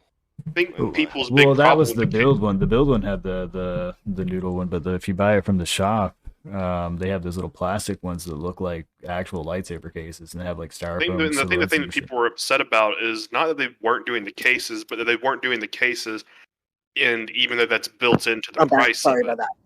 Oh, that whole thing, it's expensive. It was what, like $300? I think it was $300. Yeah. 217 or something after tax. Yeah. Yeah, it's like was it 200? Okay, it's 200. Yeah, and it was something. It was a couple $100. Like it was not cheap to go. It wasn't cheap, but I mean the whole experience. Like my girl got to go in there and record it on her phone. Yeah, well, when we did it, it wasn't Rona times, or it was like pre-Rona times, and they would let they let you and one other person come in with you, and so the other person could like take pictures and shit, and you go in there, and they have these people come in, and they're all dressed like Jedi, and they fucking give this big do the whole show Jedi speech. They show off like they have like this holographic projector thing on the ceiling that does all these like force colors, and then they come out and they have this little like table in front of you that has like a kyber crystal plastic doohickey in it, and you pick your color, and then they hand out the kits and you put together your shit. Dark saber. You can pick the base colors. I think it's like red, green, blue. Yeah, were the only colors you could pick because they sell the specialized colors individually. They sell those in the store. Yeah, they sell them in the store, right? $20 a piece. At 15, but yeah, they're whatever. Yeah, and as far as the black one goes, I bought blue because I chose red, and I was like, good and evil. And the black crystal actually. So the way they sell the crystal is these little vials, and they're labeled by color. You can't see in the vial. And the black one is one that just randomly when you buy it, it randomly happens. There's very few people that actually have real black ones. That said, there are people online that have figured out how to manipulate these things. All they are is RFID chips that are in little plastic things. You can buy an RFID fucking like card imprint machine. And you can find the frequencies for every color you want online. So if you buy a single kyber crystals and a $30 handheld device and look up a PDF, you can literally have every single one of them. Just so you know. All right, Drow. Drow. Sorry. Run. So is it still $200 even if you don't get the experience? Like. Probably. Oh, I don't know. Yeah, I have no idea. We went. That fucking sucks. We went and balled out, dude. We had the full on experience. No. We rode like the Harry Potter train and shit. Like it was crazy. The Harry Potter train was the best shit. I love that shit. I sure that. Dude, yeah, Dementors and shit. I want to live on the Harry Potter train, man. Just Harry Potter world. Yeah, man. Yeah, when the zombie apocalypse happens, that's where I'm gonna meet you, man. That's right. Yeah. Bow to your Disney overlord. That's right. Yeah, I'm gonna fucking go live in fucking on Hogwarts. Okay, as long as dibs on Dr. Seuss Bill. I mean, that's I cool. I want to make that shit so fucking creepy. Disney's the fucking dream, brother. Dude, that's cool, dude. That's cool, dude. Like living in the castle and shit, but Dr. Seuss Bill. Nah, dude. Seuss and Harry Potter is universal. I'm gonna be over there in Green Gods, fucking cranking out that fire, being like, "Fuck all zombies." Like, I don't even know. Like, oh man, y'all don't want that. Me and my pet dragon. Anyway, Drow, it is now fair. Go ahead, dude. Hello. Hello. Yes. Can I do a perception check to see if there's another way around this situation to where we need to go? In the sense that, do you know where you need to go? No. Where are we? Where are we going? I don't even know. No. I know I don't know where we are, where we need to go. I'm looking for. I've been out here. Like, okay, this is how. You ain't been out here before. I'm from these streets. Yeah, like.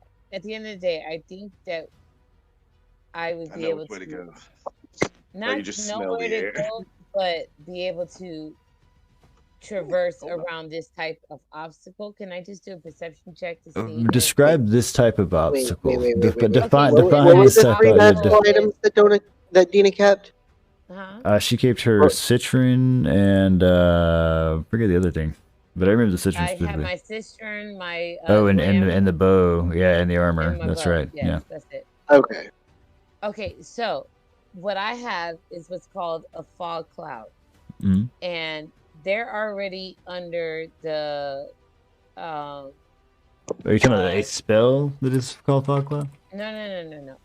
I have what's called the fog cloud on my cistern, and what it does is it makes a 20 feet cloud. Yeah, so that's a spell. That is a first level conjuration spell. This fog cloud.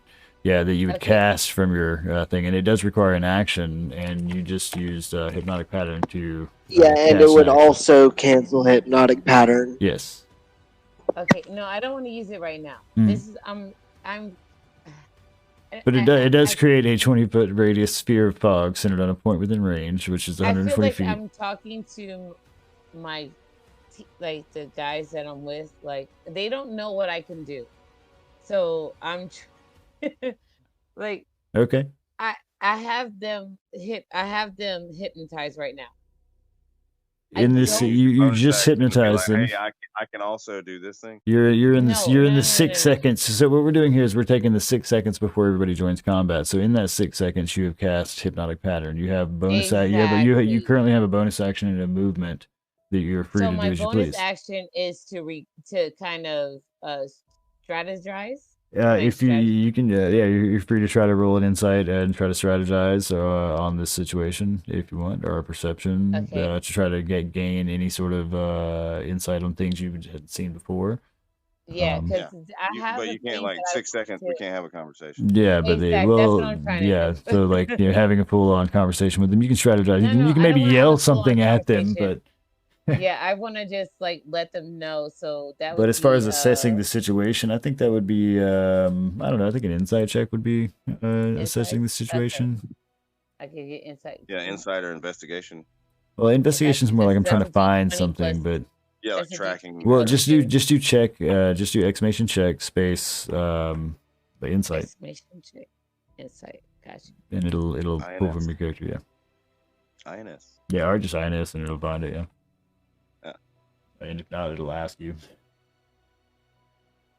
Okay, A come from. My daughter uses this computer and like different keys. Oh, I crit on that shit. So can I talk to them? I mean, you're free to speak to them when we when we come back around to your turn. You have bonus action. You can yell at the hypnotic pattern people, but that'll just distract them. No. What I was trying to do was during this time that I have the hypnotic pattern, I wanted to be able to speak to them. This is what I wanted. When you say do. them, who is your she party? Wanted to talk to us. Okay, yes, yeah, because them could be the hypnotized drow, the party, the spirits in your head. Let's not play the pronoun game. Yeah, they could be. I mean, I don't know who they are, right? So I need to get that. To my team, the people who came in here with me. Hello. I don't know JB's character's name completely. It's call me Andis. Andis. Okay, Andis, Nevik, and anyways, what are you trying to say to them? Randy. I'm about on my next turn. I have a fog cloud. And fog cloud lets me disperse a cloud that lets us get out of this situation while they are hypnotized. They're hypnotized. If you cast fog cloud, doesn't that take away their hypnotized? It takes away their hypnotized, but it will disperse a dense cloud that will allow us to get away if we I don't know what Adam's gonna throw at us. So you create a 20-foot radius sphere of fog centered on a point within range. This range is 120 feet. This is a 20-foot sphere. The sphere spreads around corners and its area is heavily obscured. It lasts for the duration or until a wind of moderate or greater speed, at least 10 miles an hour, disperses it. When you cast this at higher levels, the radius of the pig increases by 20 feet, so it could be up to 40 feet or higher. Yes, and as far as allowing you to get away, I mean, it's just a fog. I'm not trying to get away, but it does hide you. The hypnotic pattern goes away. But it is obscure and would certainly make stealthing easier. That's what I'm trying to do. I'm trying to make it easier for us to get out of this situation. Right now, the hypnotic pattern is not doing that right now. So just maybe when so the way I see this whole in my head canon the way this conversation is happening is Dina is pointing at the citron and she's like just kind of like, hey, I could play a song, and Jason's like waving his hand by his neck like no. That, I mean, fair, but no. So the appropriate time to do this, Dina, in my opinion, would be immediately after hypnotic pattern wears off, if we need it. Yeah. Okay. Because there's no reason for you to just waste a spell slot, and also while hypnotic pattern is active, you don't want to lose the effect from it. Here on the other end of the field, and and this is supposed to be all the. So just so we gathered, this is supposed to be insight that she gathers when she like glances back at the party. Okay, no, yeah, no. So, Okay, hold on. I wanted to address that.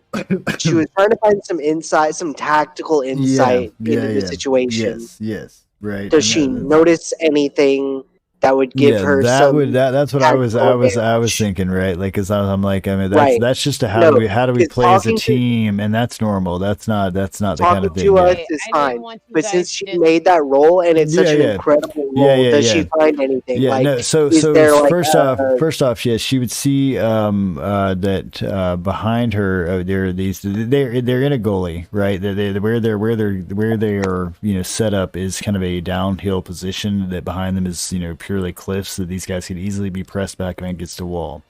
And she also can clearly hear and notice that there are several drow over here over an arched bridge that crosses this river. And beyond it are more, she can see the outline of more like ruins and so on. But she can clearly see that these drow down here are not the only drow. There are other drow up here. Adam, and they seem to have noticed what some fuckery is afoot over there. So can I just say this? Only I'm saying this to Nevik. I'm not saying this to Jason or Gargak. I don't. It may be more difficult for you to do that in the sense that you're location wise. Yeah, I mean just where you're at standing. And where they're at standing. I will do a passive possession, but I'm gonna whisper to Nevik that you're gonna have to get close to Nevik to you're whisper not even him. Close. Like I'm rubbing shoulders with Nevik right now. Where is he? But you don't know.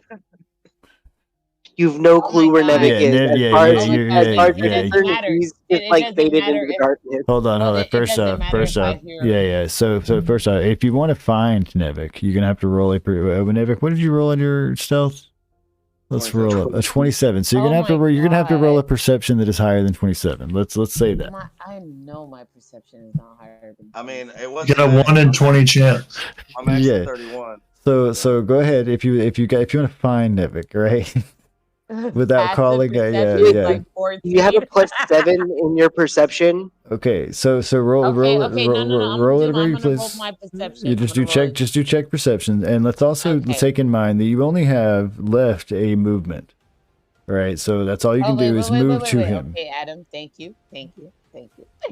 All right, because you've used your bonus action as an insight to try to figure out, to see that there are other drow over here to the right, that these guys are behind on a cliff wall, that and to strategize not to use the whole fog thing and all that sort of stuff. You've assessed the situation well.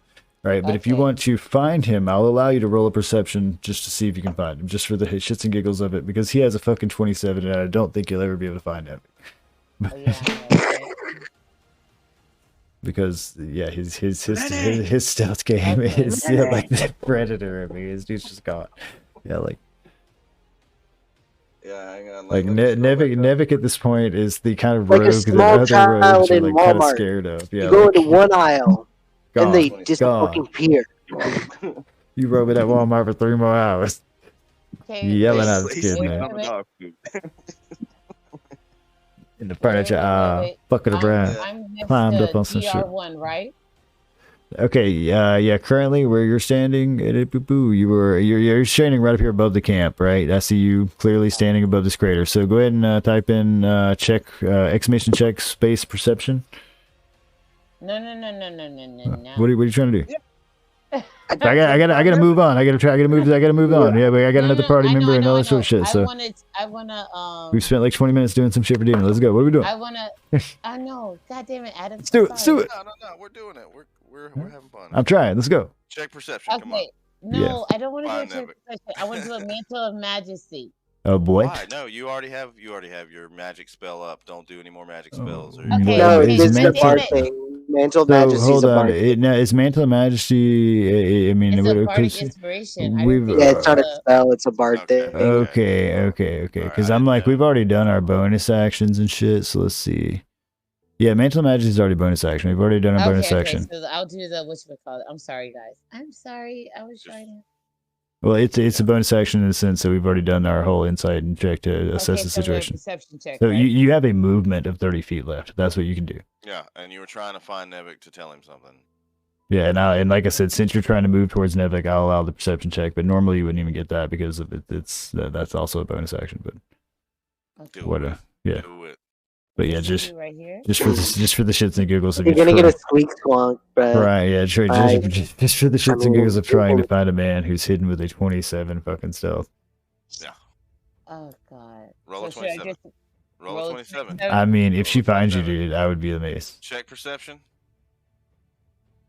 He even smells like the area that he's in. That's what I'm saying. Oh is yeah, God, like please. finding him Oh would my be like he becomes the environment. He's the chameleon of a man. like at this point. Close. He doesn't have any coins. Close. Oh my god. Close. Oh man, that is so close. That is close, exactly. Oh, so the way that Persuasion check. what is that a persuasion check? Yeah, okay, so roll a perception. Yeah. Do a perception check. Squeak squonk. Quick walk, yeah, do a perception check. Yeah. That's definitely a man. That's a Yeah. If I remember correctly, Dina only has like a +3 in her perception. She giggle. She giggle. soy sauce on everything over here. What are we doing? Wait, I'm sorry, guys. Salty I'm sorry. soy I'm not sauce. trying to make this... Soy sauce.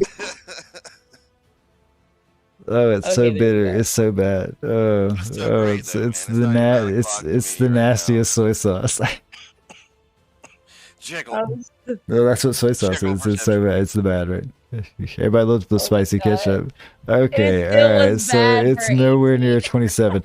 All right, so you would have lost his last thing you would seen of Nevik is his footprints disappear over here somewhere.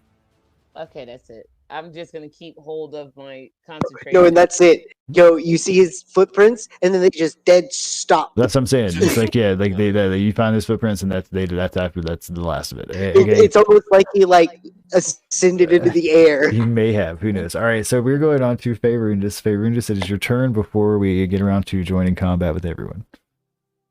I'm just gonna move up to my peeps that I can see. You're breaking up a little bit for me, boss. Say it again. He said he was just gonna go. Said I'm gonna move up to the peeps that I can see. All right. No, and then I'm gonna take the ready action, but specifically, I'm gonna ready firebolt. And if somebody attacks me or the people I can see, I'm throwing a firebolt at them. All right. So go ahead and just keep that mind game that you were prepping up the firebolt, just rolling around fireball in your hand. You have the ultimate utility spell.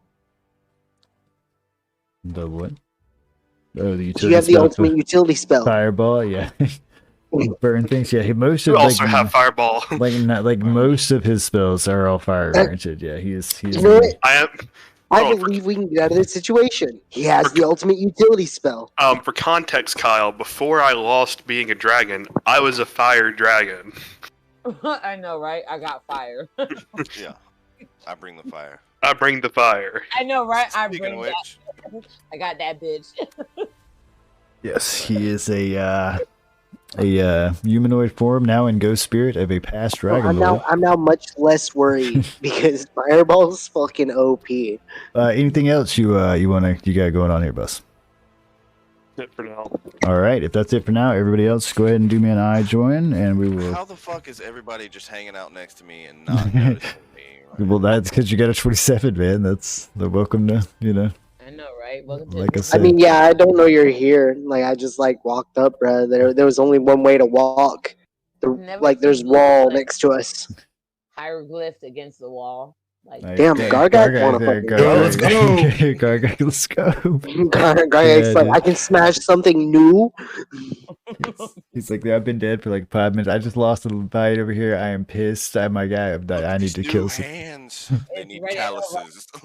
There's something over there that isn't like my party. They're gonna die. Fuck it. Like Faerundis is just sort of cracking his neck, and it's like, oh man, it's been a while. All right, so I rolled a 3, so I guess I got a Gargak, rock. you need to do a great long rest, dude, boss. I mean, look at your.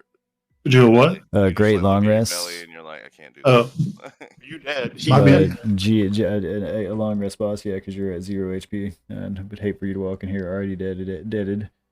Again, multiple times over. All right, so One hit kill. we're gonna move it actually back around to the top of the order real quick, as it should be. Yeah. That way, it's just starting on DR1, which he'll be. I'm pretty sure he's charmed. And these guys are not moving towards you just yet, but they will be soon, as noted by Dina and her strategics. And then after DR1, we go on to Gargak, who is the angriest of the group. The list real quick. Yep. Nice. Yeah, it's a I space list, exclamation I space list, if anybody wants to do that at any point. I just knew that I was up there. Gargak's running. I was casually walking. No. Struts. It's the confidence. You just act like you're supposed to be here. It's They won't listen to you. Jim immediately uses his action to start dick swaggering. I mean, you're free to roll a performance check on your bonus action to act as if you're supposed to be here. All right. I will totally allow this sort of fuckery. You do your best, but it is by and far not convincing. Like he just whistles the whole time. Why are you whistling? It's almost as everyone notices that you're trying to act as if you're supposed to be here. All right. Anything else, Gargak? That's it. All right, Nevik, you were an invisible predator man standing around other people that don't notice you're there. There are two humans that are standing here next to you that don't notice you, and you're not sure about your opinion on humans at this point. But like, you throw them in a dark room, they just get fucked up every time. What? No, I'm kind of a pseudo father figure for Nevik. I mean, Like, at this Oh my god, I couldn't hold back on that one. you hear a cackle in the darkness. I found him. He's revealed himself. All right, so yeah, you're still hitting with a 19. I don't know. Yeah, I don't know if anybody in the party has. I think me and Jason are the highest with 17. Faerundis. Yeah. 17. I don't. Yeah. I wouldn't see it. Oh no, I mean, yeah, I was telling you were still hitting. No, I wasn't asking. Sorry. Sorry. Oh, no, Sorry if there was yeah. an inflection with that, but yeah. Oh, my bad. Yeah. Okay, yeah. You are still hidden, not. Yeah. You're still hidden. Yeah. You're still hidden? Yeah, sorry if I had the wrong inflection with that, but You're yes, still you are hidden. side. Yeah, you are. I could still- probably find you though. I mean, yeah, people are free on their turn to try to find you if they so please, but Oh. yes, currently no one sees you. Yeah, I'm just gonna keep moving my 30 feet while these guys are hypnotized and not saying a word. All right. Yes. Gargak just walking through, act natural. Act natural. All right, so these guys right here, these are my other guys that are not moving up just yet. We're gonna let you guys do all your shit first. Faerundis, you were prepping up a fireball still currently, as far as I'm aware. Yep. Now you're gonna continue prepping the fireball. Forward a little bit to keep up with my. Oh wait, I'm moving my balls, not me. Oh man, Things that say get said in D&D. All right. Clip that. I'm gonna move up with my grandson here, and just have his back. I could have clipped it. I could have clipped it until he said grandson. you should have clipped it, and we could have put that into a out of context I'm compilation. I'm just recording it right now. All right, is that it? Moving up. Okay, keep prepping your fireball. All right, and I'll throw the fireball. that's it. You were on next and boss, and we're gonna be doing the. Oh. These guys aren't coming towards you just yet, but they are pretty aware of you. Yeah, Dina, you have cast hypnotic pattern on a group of these guys before you that are just staring off into some shit like crazed madness. Yeah. Can I do this? What is this? Can I do a performance check against their perception check to see if they understand. Because I don't want to break the spell that I'm doing or whatever. I just want to do a continuance of this song that I'm doing to. Oh, you don't have to. Yeah, in order to continue holding hypnotic pattern, that's purely concentration. You just gotta think about it. Yep, yeah. Okay, but I want to relay to them the fact that I saw something else. Oh yeah, you can speak to your party freely. You can speak to your party freely. Yeah, okay. no, I didn't know if I had to do something special. Yeah, no, that's not talking is not an action. Nope. Yep. Okay. Yes. Yep. Okay, so Although this does happen over 6 seconds, so keep it brevity brief. is preferred. okay, no, the only thing I'm keeping my concentration on the gentleman, but the only thing that I'm doing is relaying to the fact that didn't I see that there was people off in the darkness? Yes. Okay, so who is closest to me? I think that was what I was trying to do, was kind of.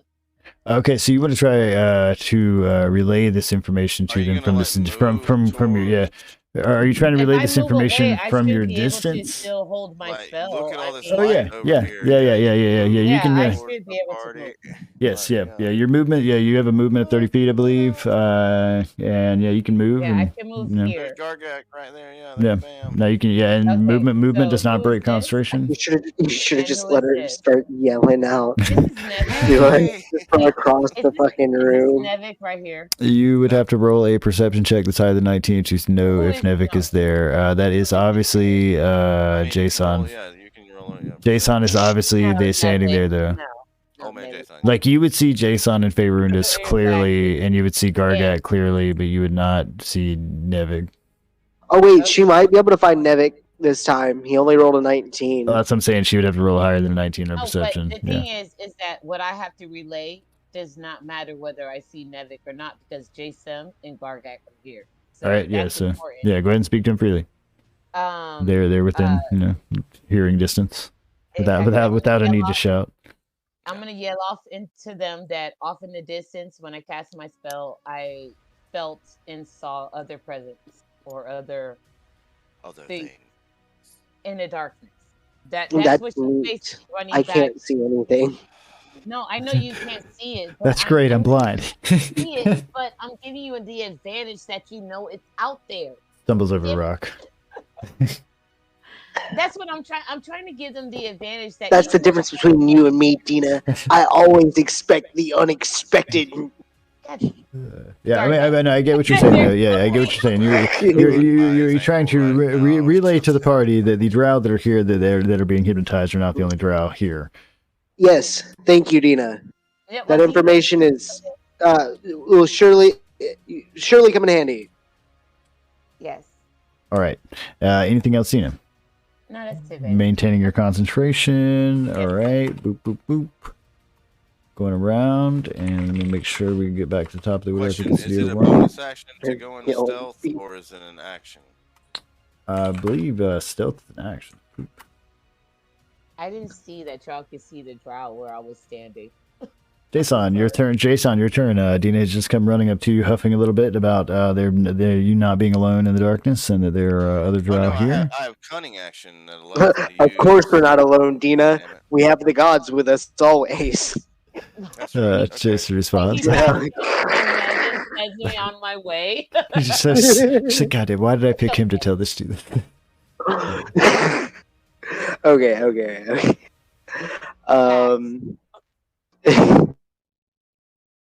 Let's see. I guess I'm just gonna continue following Gargak. I don't feel safe. I need an adult. Yeah, but I say stick to your teddy bear, bro. I got you, dude. I mean, you and Gargak been bros for a while, dude. I get it. You've been through some shit. You both have died multiple times together. Stick to what you know. That's fact. Me Just and him have died together. Go ahead, and hold this goo hand for a second. Like, this We one's a little ghost different. wrestle later. This one's a little different than the last time. Hey. Yes, it is. Yes, it is. Oh man. Right. Anything else, Jason? I'm gonna take the ready action, and it's going to be. So if I take the ready action and I'm attacked, say, does the spell happen preemptively or after the attack? They would have to be attacked. You would have to be attacked to trigger it. Right. So say like my condition is if I am attacked, then this what spell are you trying to do? Let's say Sanctuary. All right, so yeah, I mean, I would imagine that's a matter of speed, right? So it's probably easier to cast Sanctuary on yourself. I mean, unless they're right up on top of your ass, I would imagine you would get that off before whatever it is hits you. Okay. Yeah. All right. So I would imagine, I would imagine I'm being attacked. There's an arrow flying towards me. Cast Sanctuary, right? And so if they're right up on top of your ass, or somebody's like trying to stab you actively, I think they would hit you before you got that off, right? If they were trying to stab you, I think it's a matter of distance. Well, I mean, it is only a bonus action. Mm-hmm. It's not a reaction. Well, I'll let you do it easy. I'll let you ready action it as a spell. I mean, you can action. That was like, yeah. you can ready it and use it as a reaction. Right, well, that's why the condition is because if it's the attack that triggers it, the spell is you ward a creature within range against attack until the spell ends. Any creature who targets the warded creature with an attack or a harmful spell must first make a wisdom save. Yeah, so I mean, like I said, it would be a matter of distance on whether which one hit first or not. Like I said, if it were a melee attack right up in your face, I would say the melee attack would hit before you could actually react quick enough to cast Sanctuary. But if it were, arrows flying or a spell flying or something coming towards you, you could, have enough time to cast Sanctuary before that. Because the question was, which one goes off first? Well, I mean, if it's in flight, it wouldn't affect the creature. That's what I'm saying. Because it affects the creature. Like, if it's something that's already coming at me, then it wouldn't do anything because it targets the warded. I mean, this is you target a warded creature. This is a creature with a harm attack. Just make a wisdom saving throw. Yeah. So, like I said, do like straight D20s, like a duel. Like if I cast a spell and you are attacking, let's see, it's a duel, like D20.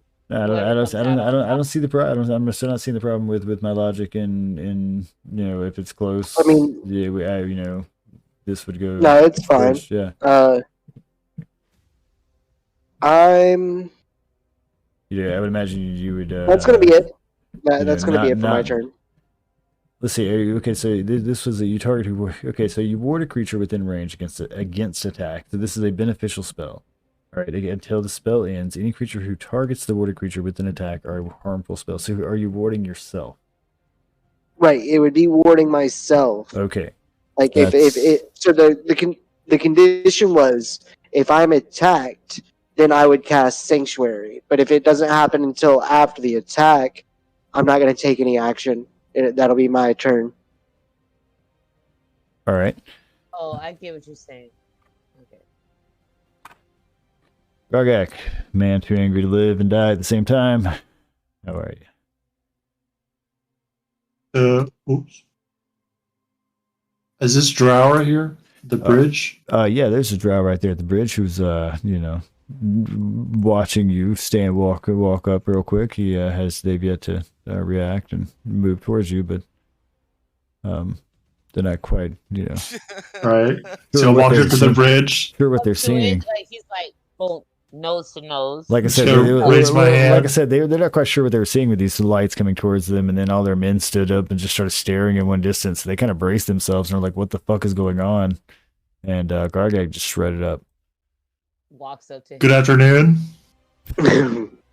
Would you like to talk about our Lord and Savior, Axe?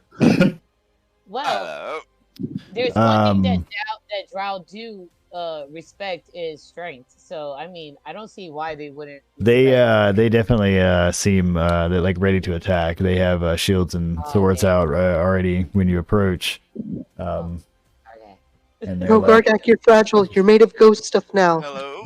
They furrow their white brows and their red eyes are glaring at you, and they're like, "What manner of magic is this?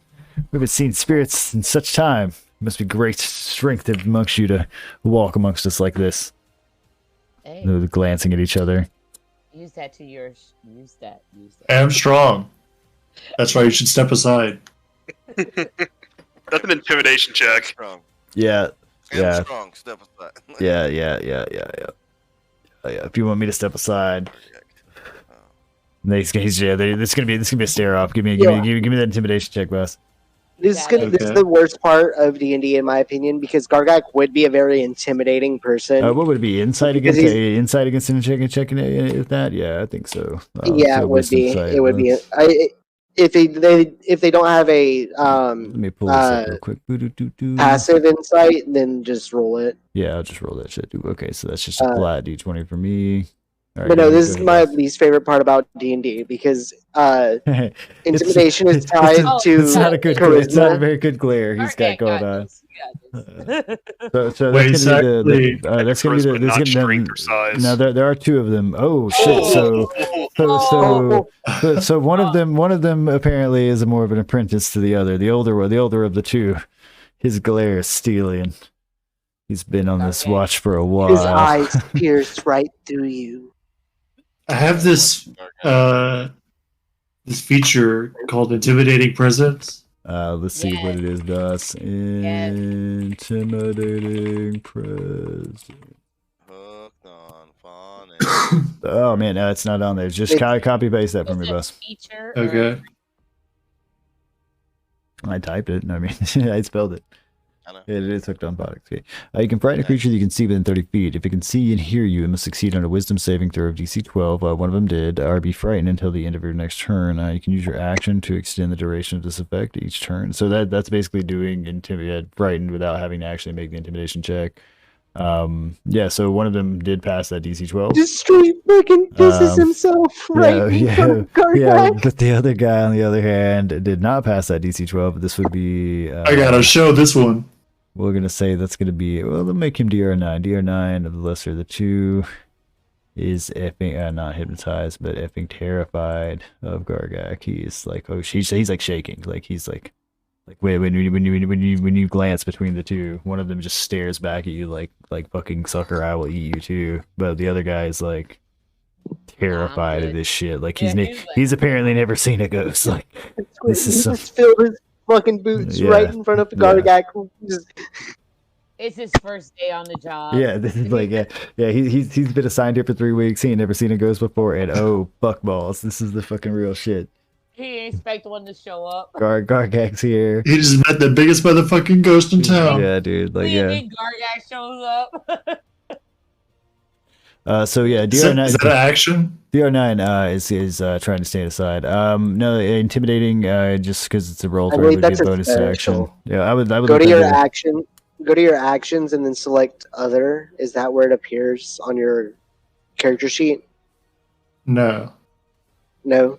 Limited use. Where is this? It's under features and traits. Yeah, this is just a feat for him. So I mean, I imagine I would. Yeah.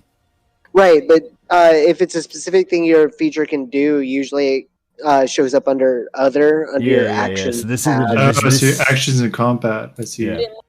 Right. Him. It might be just something like. Yeah, I think this is part of what he is now. Yeah. Yeah. So it's if it's an other, I believe you can just use that whenever. It just exists all the time. Yeah, this really is. It's just something he does. Like, he is scary to be presented around. Okay, so Gargak, by inherent of existence, you've terrified one of these people. The other guy, on the other hand, is not terrified of your presence. What is the distance on that? So you gotta be within 30 feet of these guys. Okay, so are you within 30 feet of the other guys? So let's see. About one of them. I believe it's only one creature that he can affect anyway. Oh, a creature. Yeah. Okay. Yeah. Okay. So yeah, only one of them was. Okay. So the guy on the left there pissed his boots. Who will roll that? All right. And yeah, we'll say that was just a fucking passive thing that you do anyway. So you still have an bonus action movement. Well, I think you walked up with your movement, but. Yeah. I will battle axe the other guy. And you're gonna battle axe and smack the other guy, you said? Yeah, I'm gonna hit him with battle axe. As you please. Gargak just walks right up, says, "Get the fuck out of the way." Smashes one dude with an axe for glaring at him, and the other guy pisses his boots. This is how you roll. This is Gargak shit. All right. This is some real God of War shit here. Like, I know, right? This is only the beginning. Boy. I'm here to conquer the underworld. Get the fuck out of my way. What the fuck? Oh god. So what I do with my attack now? Do I do attack battle axe? Yeah. So let's see. Let me look at your character sheet real quick. Wait. We need a classic Gargak one-liner. Let me pull Get up out your my character way, sheet. boy. Boop, boop, boop, boop. I don't know. About to get chillified.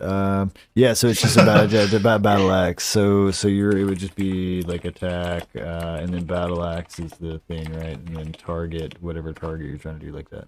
Oh, I should have put a quotation around that.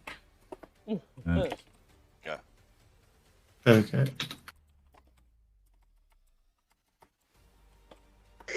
All right, and if anybody else is ever confused about that, you can actually just do attack list, and it'll list out what your attacks are. Bam.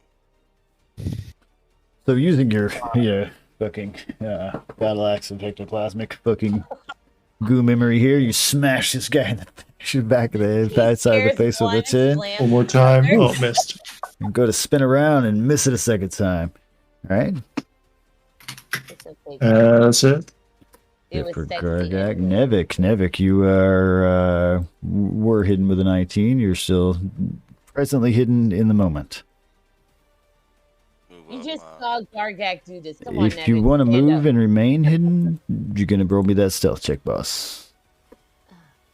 So you got an 18. You're still hidden. To the majority of the group. I'm pretty sure to everyone, actually.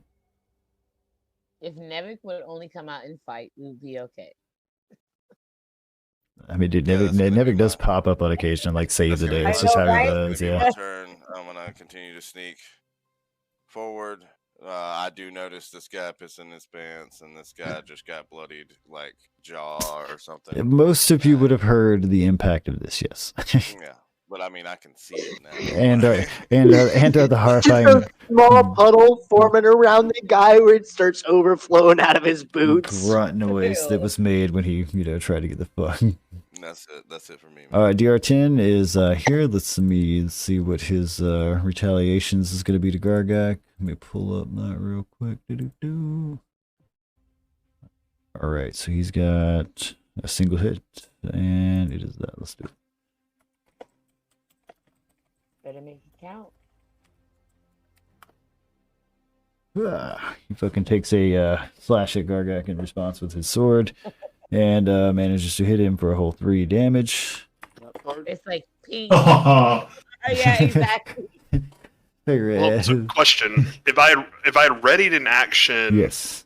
can I use that action and still have my turn since I'd readied the action? Yes, that is the whole point in using the whole ready action Okay, thing. because I can see DR10 on the screen. Yes, if you can see our DR10 with this light and see that it is engaged in combat with, my boy, Gargak there. Is this the... Now, we're going to do the one that... I know you have some that have, like, splash damage and shit, so which one are we doing? Just straight up cantrip firebolt. Firebolt? Mm-hmm. Yes, okay. Alright, this doesn't have a... Yeah. Because there are some that if you cast them near your party members, you can, like, immolate them and shit. Like, it's a problem, so be careful. Ball. Yeah. Like, they're, 1 and DR10. DR10.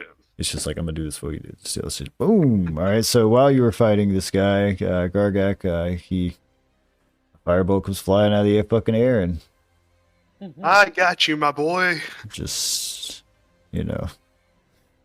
basically doesn't necessarily incinerate him into ashes, but caramelizes him. He has been smoked. Yes. all right, Grandpa. No kill stealing. The other guy has never known such terror. On the other hand. Move up with Gargak. I'm gonna keep my orbs with me. No in between with this music. It's either on or off. All right. And anything else for you, Favorindus? You still have your actions. I mean, that was just your bonus my action. actual turn. Yeah. Yeah. You know what? Let's do the same thing, but To the guy who's currently fucking making himself wet. you know what? No. For my turn, I'm not gonna attack. I mean, it'd be like, I'm just gonna try to we mean you no harm. The other I feel like you're old enough to know that drow are dickheads. You are free to try to roll a persuasion on that, but you're gonna have to Perception check, since we currently mean harm. We just eviscerated this other guy. Yeah, if you're trying to actually convince him of that, you're free to try to roll a persuasion check for DR9. But yeah, currently he has never known such terror. You're going to roll pretty high. But he kind of looks up at you with hopeful eyes. Kind of quits shaking for a moment. Yeah. Yeah, but, really, we mean you no harm, my dear child. Yeah, but it's clear. Collapses down to his knees as he begins weeping with joy. He's still terrified of you. Firebolt, and then just in case. With the same type of perimeters, I assume.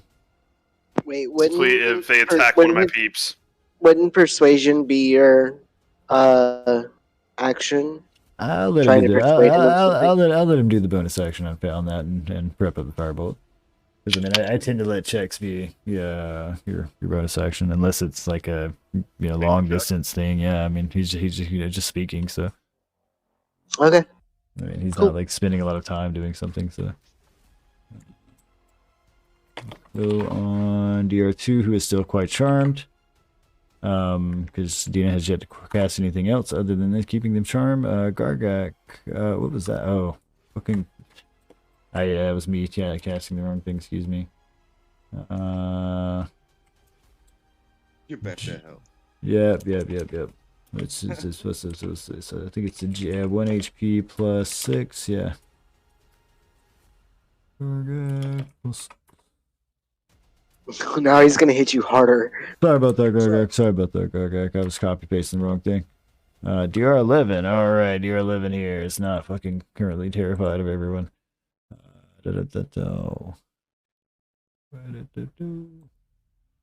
He is fucking just hearing this shit over here. Okay, actually, DR11, 12. There are Balrogs in the Underdark. One way to find out, Russ. Am I gonna have to Gandalf you guys?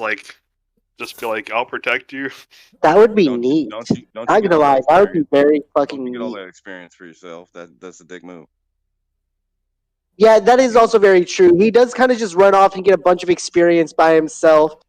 DR9, okay, DR9, Gargak is going to get an attack of opportunity on DR9 as DR9 stands up and begins to flee to the right as much as possible. He's going to go over here. Completely believing that I get a mean him no harm. Yes, because you were standing, you were the closest. You would just happen to be the closest. I mean him no harm, but he is. Wait, what? It's because it's DR9's turn. Oh, okay, yeah, that's right. So let's go back there. There's got to be a fucking quick jump command. Yeah, I don't think it's a go-to, and there definitely should be, but there's a next and previous. Gargak. All right. My boy, I told him we meant no harm. Dang. Smacked him for a 9.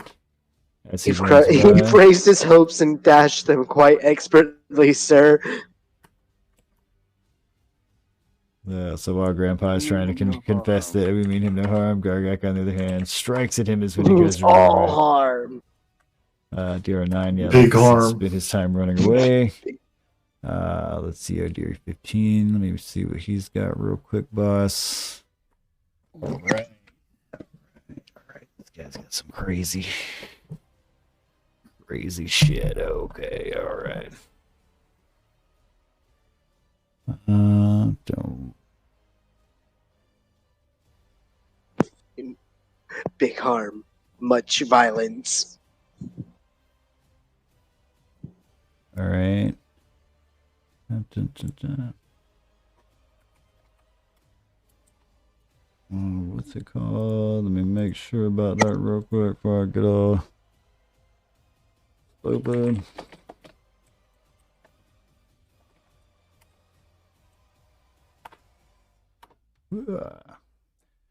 So a beam of fucking frost comes flying across this bridge. Just somebody else and some fucking crazy drow shit. At you as they approach across said bridge, and nails Gargak across the side with a frosty bolt of fuck shit there that he does not enjoy. I can't actually see them, so I can't retaliate. And Dina, it is now your turn. You're still concentrating on that beautiful song that all these other drow over here playing, and seeing this situation unfold before you. Yeah, I am going to just use my movement to back up this. All right, to be clear, this is a crater. Oh no, I'm not going into the crater. Okay. I was just stepping back. I didn't. Wait, hold on. Let me hold Alt. So like trying to hide behind it is probably not as effective. No, I wasn't hiding. I was just moving. Okay. Because I'm just saying, because like I didn't know if you're trying to duck behind something. I'm like, if you're trying to duck behind something, you probably want to pick like the ruins or some shit.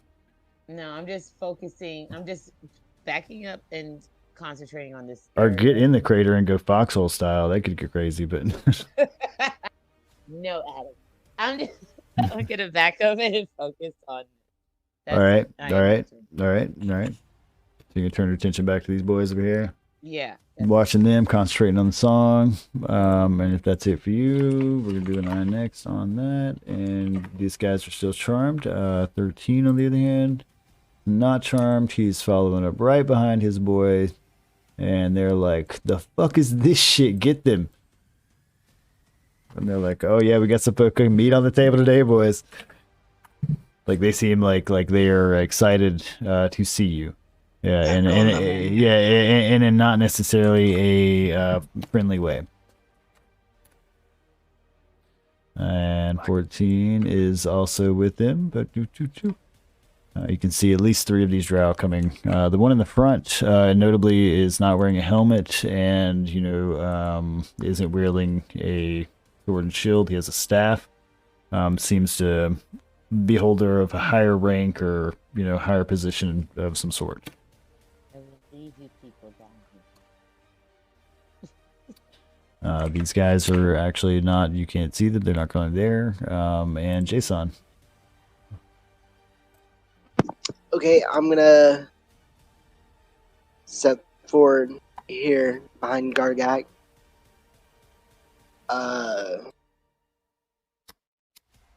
And I'm gonna cast heroism on him. All right. Feel free to cheer your boy on. Magically cheer him on. With bro magic. With heroin pro magic.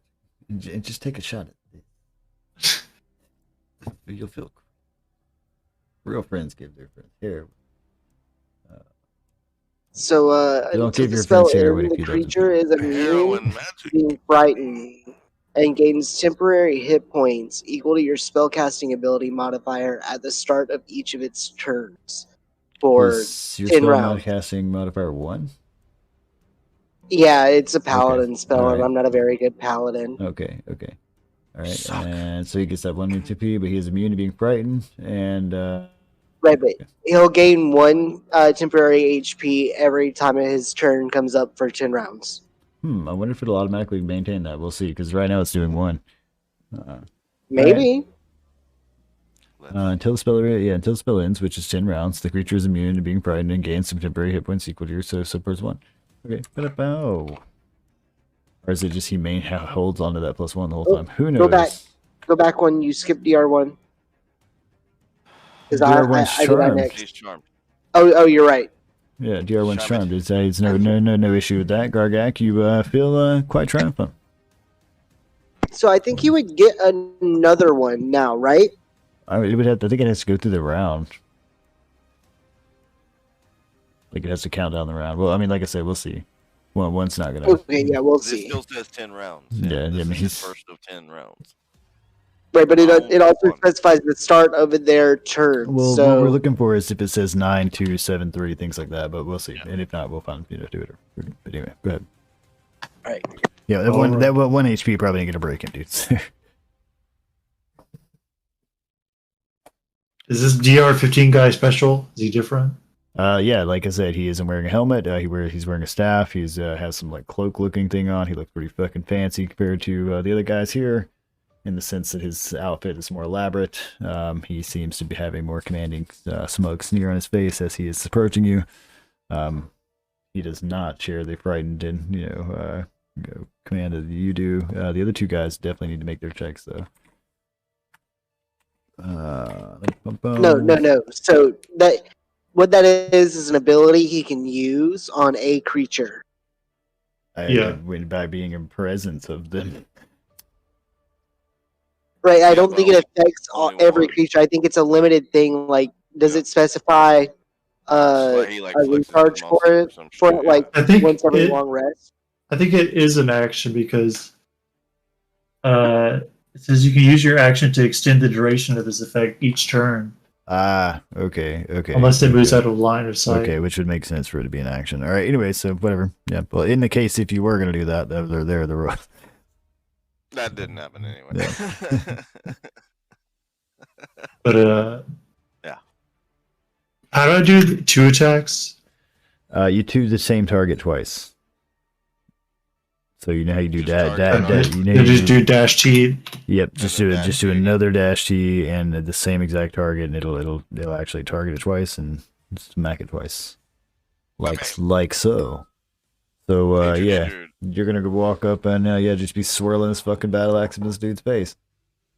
I have the power. Impudent wretch! He's gonna yell back, fucking trying to block you with his fucking staff unsuccessfully. Yeah. You're going to be more dead than me.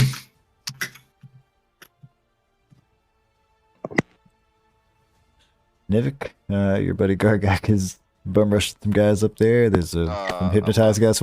There's a drow that's running away in terror before you are, here.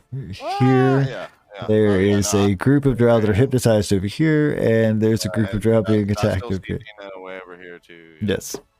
But yeah, I'm gonna creep past this corpse over here. Things are occurring. And hide behind the edge of this bridge. All right. No one notices me. All right, you're free to roll that stealth check on ducking down on that bridge and see if anybody notices you as you approach the edge of the water. Nobody noticed you. This water right here is running. It's not like super fast, but it is. You would know it if you got it. It probably would move you. Anyway, yeah. Okay, is it moving like this way because of the yes. waterfall? Yes, it's moving to the west. Yes, moving downward. If I jump down here, I could come out down here. With enough ability to swim, yes. Without a successful check on swimming, you may get swept away down here into what looks to be a cavern where it just kind of goes down into the darkness. Well, I mean, I've done that before. So. Nothing new there.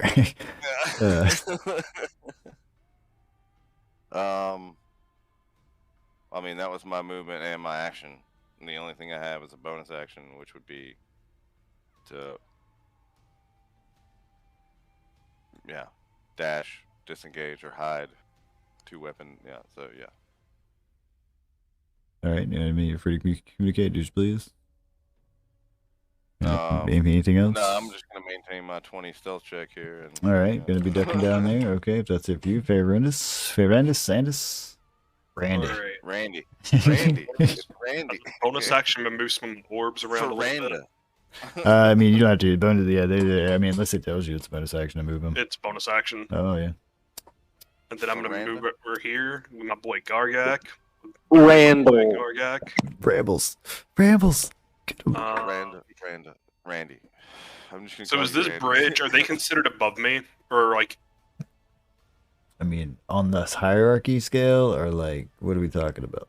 Like Are physically? they actually physically above me? Like, yes, on the arch of this bridge, they are above you, maybe by, I don't know, 4 or 5 feet, but not. It's not very high, but it is. if I come to the side right here, so I don't hit Gargak in it and breathe fire, would I hit them?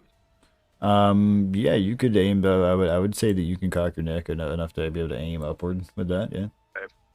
That's what I was wanting to make sure of. So that's. I'm going. I would think reasonably, as a man who once was a dragon, you have the neck ability to turn your head to the right and upward. I would think so too, but so. As a man who's sat in a computer chair for the What's last it 20, sound 30 like years, when you breathe fire? for the last 20, 30 years, maybe not. Cell energy, the chosen type of each creature in that area must make a dexterity saving throw. So yeah, I'm gonna cast. First thing I'm gonna do is dex saves on these guys. So I got on that guy. I'm casting Dragon's Breath on myself. All right. Go ahead.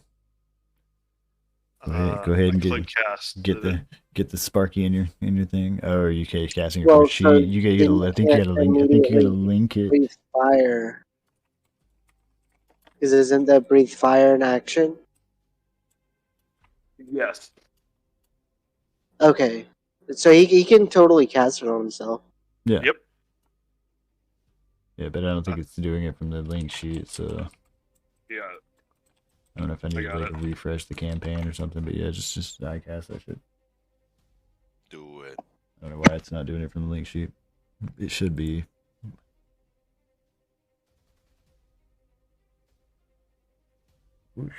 All right. Wait. So I need to actually cast that as an attack, though. I mean, I can make them make the deck save. They have +2 saves, so I don't know who you're trying to attack there. Attacking 15-foot cone. Okay, so let's see. Let's give you a 15-foot cone to fuck with. Right. So yeah, 15-foot cone. So that would get all 3. This round, he's giving himself the ability to breathe fire, lightning, cold, or poison. Yes. And then on his next turn, he can do it. Yes. No, I can do it each turn. Is it so the spell itself is a bonus action. The attack is an action. Oh, is it? Let's see. Yep. Oh, nice. Well, damn. Do it. Yeah, do the click and do the click and burn, dog. Go for it. So it's concentration. So each turn for 10 turns, I can do it. I will say you use your bonus action to move your orbs, but I'm not going to be that DM. But go ahead. Magic's fucking crazy, man. Yeah. So I'm shooting in a cone, and then as long as I maintain concentration, I can use the attack each turn. Yeah. No, that's fucking awesome, actually. All right, so you got your dragon breath. You're gonna be blowing fire. That's what we're doing here. You're a ghost breathing fire. So do I need to roll the attack damage again? What are we doing here? This is fucking 15 on all 3 of these guys. This is D20 +2 on all 3 of them. Give me just a sec, and it's a 15. Roll the deck save. And that's going to be my first. That's my head guy. 15. Now I'm doing it for 14. Just going down. 14 is going to fail. Doing it for 13. And 13 is going to match. Go to the player. They're going to fail. So the damage on both these guys were 15. Okay, so this was. Let me make sure I get the DR 13 and 14. DR 13 and 14. Huh? Yeah, and then half as much damage, so that would be 7.5. All right, we round down on that, so 7 to 15. So 15 minus 7. Oh, I'm doing that right. Oh God, why didn't you? Okay, I put a space there. I'm an idiot. Haha. Yep. Damn it. I will get it right. Sorry, I'm kind of stuck. Okay. All right. 14. Yes, 15 damage. 13 gets 15 damage. So just incinerates those 2 guys in the back. Just just fucking into the ash when they go. The other guy, on the other hand, just looks fucking. His like hair is like curled and all fucked up, and burnt, and he just looks no like, eyebrows. Yeah, he just looks savage and pissed. He's like the fucking shit. Well, yeah, this blast of fire that engulfs the side of this bridge for a second. I'm a dragon. All right. Anything else, Randy? Randy. Hey, Randus. Can you teach me that one? All right, that's a next. Yeah, Gargak standing there and sees the roast of chili fly. All right. I want the chili breath. How'd you do chili breath? All right, and let's move these guys. I had the spicy sausage. Might be possible.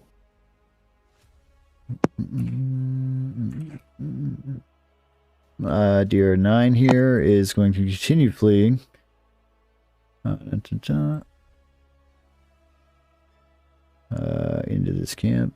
He's going to get about right over that camp thing as he is fucking running.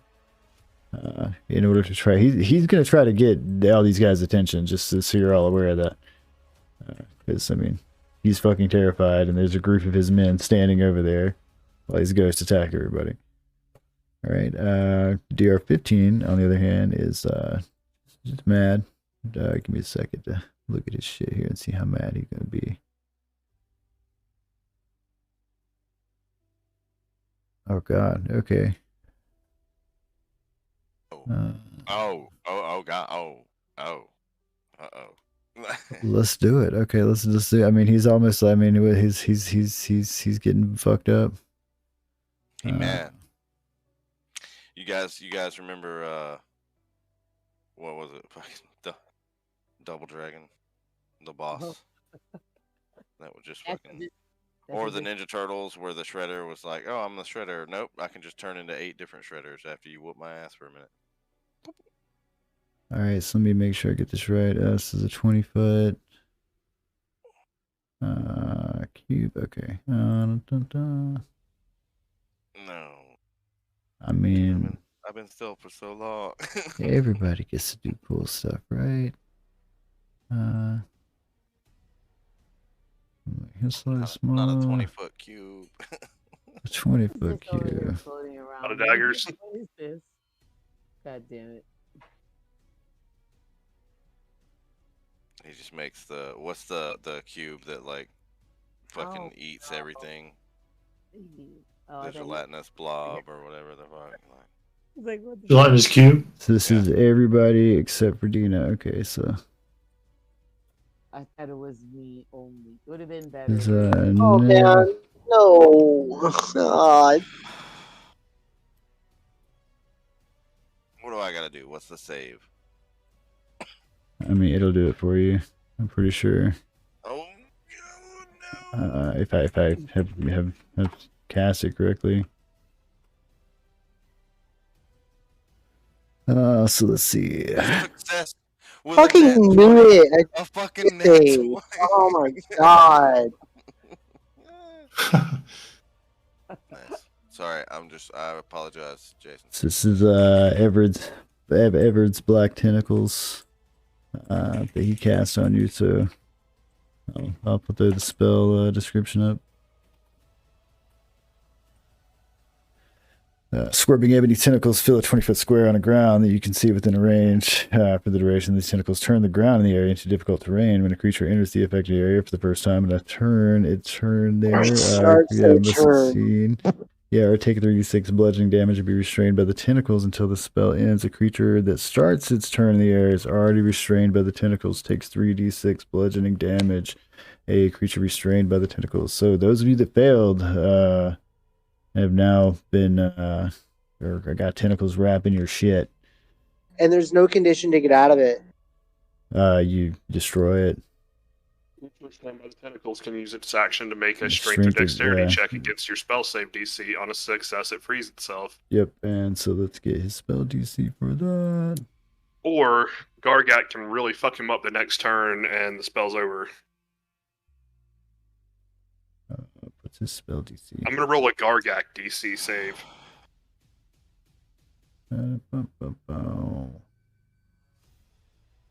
All right, he's less than half my movement distance from me.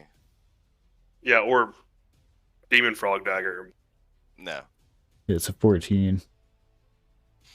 It'll be the Sword of Perunus, which if I do connect with him, so it is an action to make a strength or dexterity check to get out of this. So those of you that are failed, and yeah, you can assist by giving advantage to others if you are not currently restrained. I will fully allow that. Okay. All right. Like in the sense that like those of you who aren't restrained can run up to other people. Yeah, I mean you'll have to like be within 5 feet of them and be like, you know, let me help you out of this. But yeah. Sorry, Jay. That's that man's actions, cause fucking evil drow wizards. Yeah. Good shot. Dina.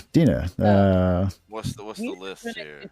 To concentrate. I Dina, you look to the right and tentacles pop out of the ground as this wizard waves his hand around, and at the same time, you still see the drow who is terrified just jumped over this little rubble of ruins, and he is like making a lot of noise, like he is, and understand that hypnotic pattern.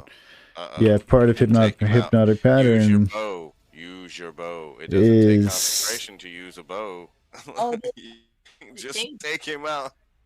Take him out. The Force, Nevic's like Obi-Wan. But yeah, part of this the spell ends for an affected creature if it takes damage, or if someone uses an action to shake the creature out of its stupor, which a terrified drow that had previously seen Gargak smash some heads and people get incinerated Take him out. may I'm gonna attack. May have something to say about. It doesn't take concentration to use your bow. Wait, has he lost line of sight of Gargak or moved more than 60 feet away from him? Yeah. But he also has object permanence and like remembers like you know. Well, no. So the condition of frightened is if he either loses sight or moves more than 60 feet. Otherwise, he won't do anything but run away. Yeah, but he's after running away. He's still free to have. He has free will after that. Running away. And something's wrong with the people in this camp. Like I think that he can like come in. Like, you know, he can still clearly see that the people are being incinerated, and there was a man breathing fire behind him a moment ago. All right, let's try this.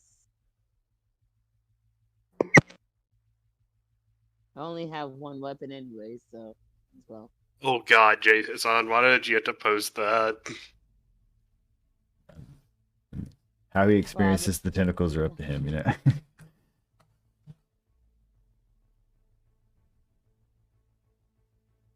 Oh, yeah, bitch dead. Boom. All right. So as this man goes to run up, Dina pulls out the bow of her, past mentor and I keep concentrating. smacks this dude with a shot. All right. Is that it for your turn? That is. All right. Thankful. And DR3 here, and this guy is deceased. You can do it, Avery. There we go, buddy. All right. These guys are still charmed. He is also deceased. DR is going to be a cleanup turn here. DR12 here. Thank God that I've maintained hidden. Running up.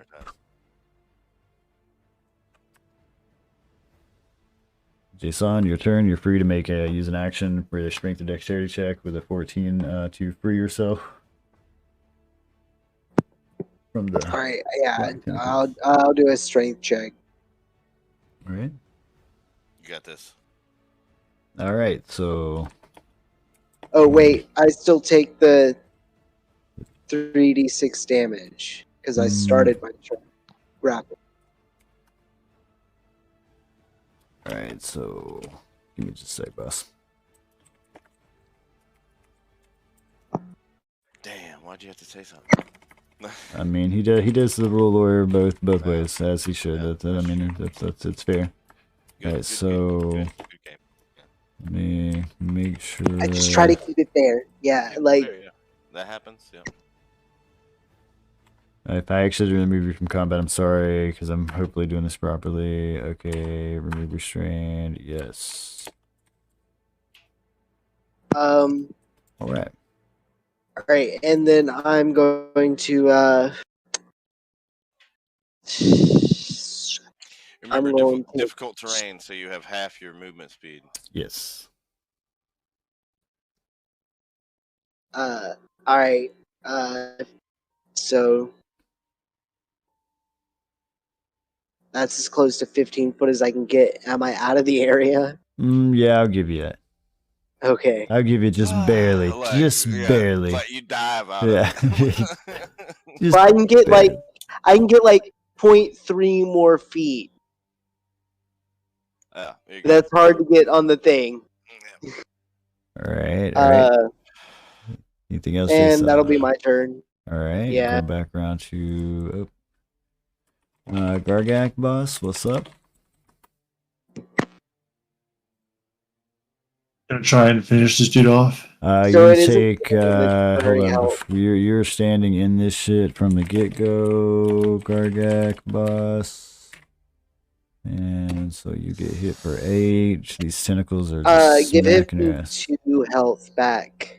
For the 2 HP, or for the 2 temporary HP. Yeah.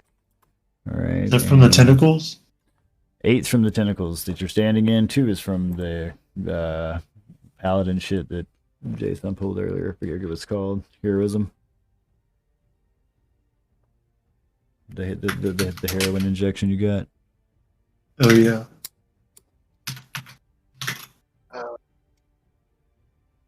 So 6 from the tentacles. And you smack this man again as you and him are having at it with this fucking staff in his hand and axe in yours. Oh wait. Okay. Never mind. Next turn. Anything else, boss? You good? No, that's it. All right, Nevik, you were also, I believe, starting in this fuckery. Yeah, but no, I success on my dexterity with a nat 20, so I'm not. It's not a matter of being grappled; it's a matter of starting in it. If Yeah, you, so I if have to you, do a dex save, no, right? no, you just started your turn in this, so you take 3d6 damage from that. No. All right, and then yeah, you don't have to make any checks to move. Anyone that was restrained needed to make checks to move. Right. Well, But by guy, starting in it, you get the 3d6 damage. Thus the incentive to get the fuck out of it. Yeah, but this guy is less than half my movement. Give me just a second, yeah. Right. And I am hidden. I want to make sure I'm doing the spell. You also have a ally within 5 feet of him too, so. Okay, so it's just a duration. It doesn't have a concentration. Okay. No, I'm talking about for his sneak attack. What about? No, I think what he's talking about, if he's hidden, if he moves less than half his movement speed, he maintains hidden, right? That's what you're referencing? Yeah. And okay, but because you're right, but no, what I'm saying is because you are having to move at half speed, the 15 foot would be your full movement. So it would be half of half. But also I can use cunning action to use the hide as a bonus action. Yes. Right. Okay. So you just still have to maintain that you're hit. Okay, so I need to. Let's just say that crawling on the ground next to the tentacles that are coming out of you is difficult to do. Was it on a hidden thing? Hang on. What is it? Sort of. Is it attack and then the weapon, or is it attack and then the target and the weapon? It's attack and then okay, so it's attack weapon. So attack weapon target. And then space target and aim. Yeah, and then what's my stealth shit? Sneak attack gives me 5d6 damage on one creature. So yeah, that's if you're doing a stealth attack, you just roll 5d6 afterwards. I mean, I don't think it lists you as stealth. It's whenever you get advantage. That's Yeah. when you use your sneak attack. Because it's not just always like, oh, you snuck up on him and attacked him. Sometimes it's like they didn't expect you to have a second knife.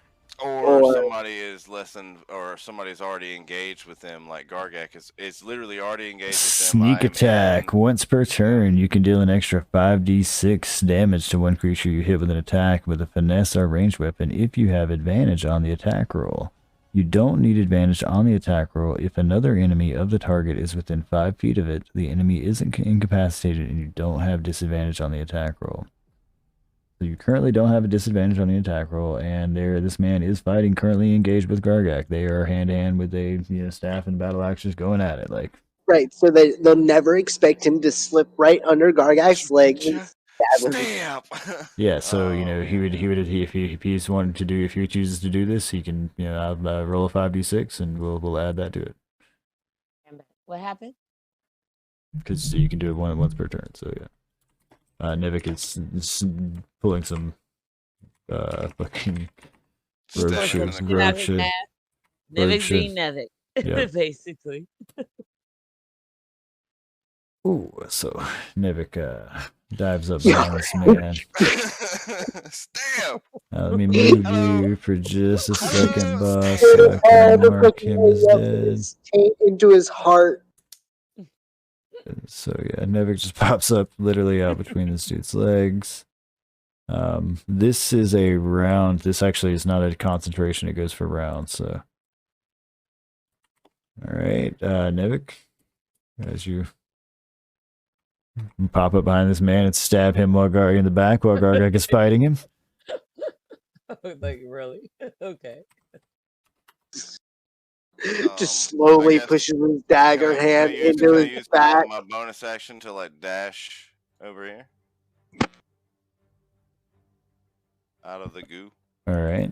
Now remember you're at half speed, so you don't have a lot of speed in your left in doing this. And if you want to maintain being stealth at this point, I think you need to roll me another stealth check.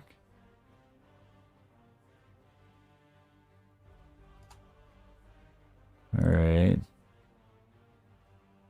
In the shadows. You are the sand. The rocks. All right. I assume that's it for you, Nevik. Yeah, sorry.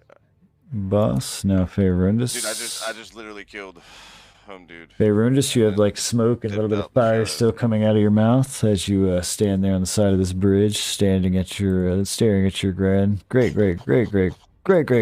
grandson. You are starting in this. You were starting in this fucking bullshit. Sorry about this, but boss. he's dead. So does it remain if he's dead? Yes, this is not concentration. This is something that's summoned. This goes for the rounds. Fucking.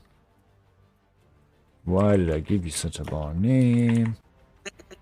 All right.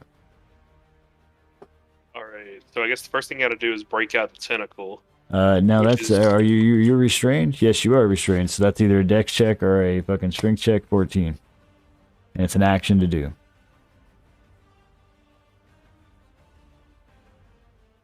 You can always fix it, Adam. You can go to his character sheet, change it to Andy, and then update it on Avery. Oh, but Faerundis is who he should be. Anyway, he was described as such in the act for so long. And it's a great name when he declares it out properly. Anyway, you're still quite restrained by this shit. Yeah, so basically my turn's just me yelling at my boy. It's like, Gargak, my boy, get me out of this shit. Hey. What am I supposed to do? Drugs. All right.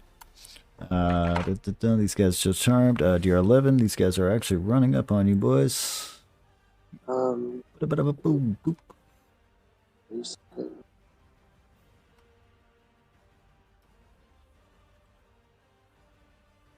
I feel like I should be able to do something about this tentacle nonsense.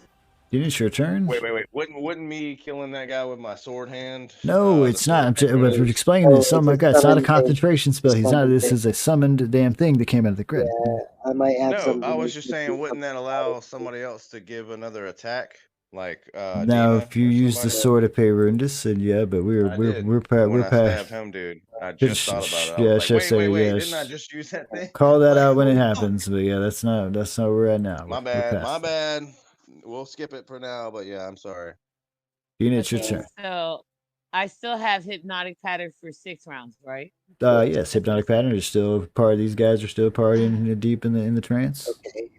Okay, so But the only thing couldn't that she get an extra attack because of my sword of Perundus right now?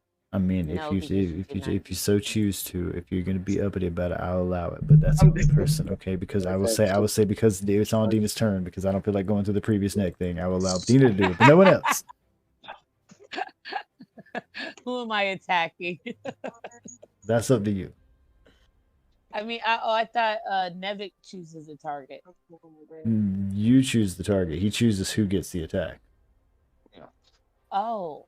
But it has to be it has to be a weapon attack. It has to be just a basic weapon It's attack. DR 15. Remembered right? it. I'm sorry. DR 15 right here. This DR guy? 15 is dead. Oh, so who is this? Oh, that's the Gargak. My bad. Everyone over here is dead except for these guys approaching off in the DR9. distance. DR9. DR9 is dead. Yeah, I see. Yeah, This well is the then, thing. run. I can only see. Yeah, let's eat. I can only see DR10, DR15, DR13, and DR14. That's the only people I can see. Okay. Other than the guys that I have in my trap over here. That's it. So even if you use that attack on me, I can't target anybody. Unless you want to kill someone that's hypnotized. No, I don't want to wake them up. I mean, are you guys ready to fight them? Would get advantage and like. Okay. Don't you have whatever? No, you don't. Do you have Shatter as a spell? The Shatter's a spell. When you use Yeah, the but I Perundus still attack, it have has to be a 6 weapon attack. rounds. Just Right, but 6 Shatter's not rounds a concentration spell. Yeah, that's something she can do in her turn. Yeah. Shatter's but I'm in- saying for the extra attack that she's doing with Okay, the sword of wait. Perundus, it has to be a weapon attack. So concentration spells don't count if it's an attack spell, right? So I So can no, hit them with so my bow? you can maintain concentration and It'll cast the spells spell. as long as it's not another concentration spell. Yeah, like the spell will No. say concentration on it, right? Like so see when you look at like hypnotic pattern, right? it's concentration. You see But when the you duration look at right there? Oh, it don't say nothing Right. about no concentration. Right, so that's like the duration for that, right? Let me flip to the shit. Right, so So that's as long as it doesn't concentration. say concentration in the duration of the spell, you can cast it no problem and not have to worry about your concentration spell. Oh shit, his going was concentration. I'm looking at the wrong thing on the fucking D&D Beyond shit. It's not concentration, so let's fucking remove that. Look at that. I killed that motherfucker. Yeah. Well, that yeah. saves me my turn. Yeah, I guess. because I was looking at this that didn't have it. Huh. Okay. Okay. Killed So him. that removes that was 11 damage to Perundus that he gets back. Okay. Man. So And we remove restrain from Perundus. Sorry, go ahead. I would I get rather- HP back. I would rather not Um, attack, and the only reason why was is he because dead you by the guys are time? up there. No, Nevitt killed him. Okay. So Gargak. Gargak went right before me. Yeah, so it would have been Gargak didn't get so health yeah, back, Gargak but wouldn't I get wouldn't health get health back back because either. I he would have still still been got it. alive. I think Gargak would have had to roll a wisdom save. That's to Is get that what out it of it. says? That's to get out of it. That's if you're No, restrained.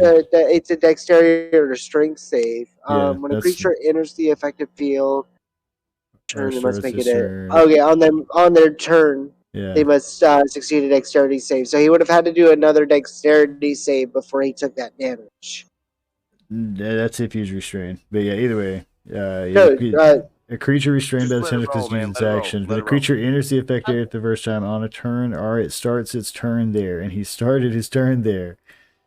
And that's it. The Yeah, I creature took must damage succeed on a from it. dex I saving took throw or damage. take the 3d6 bludgeoning damage, or be restrained.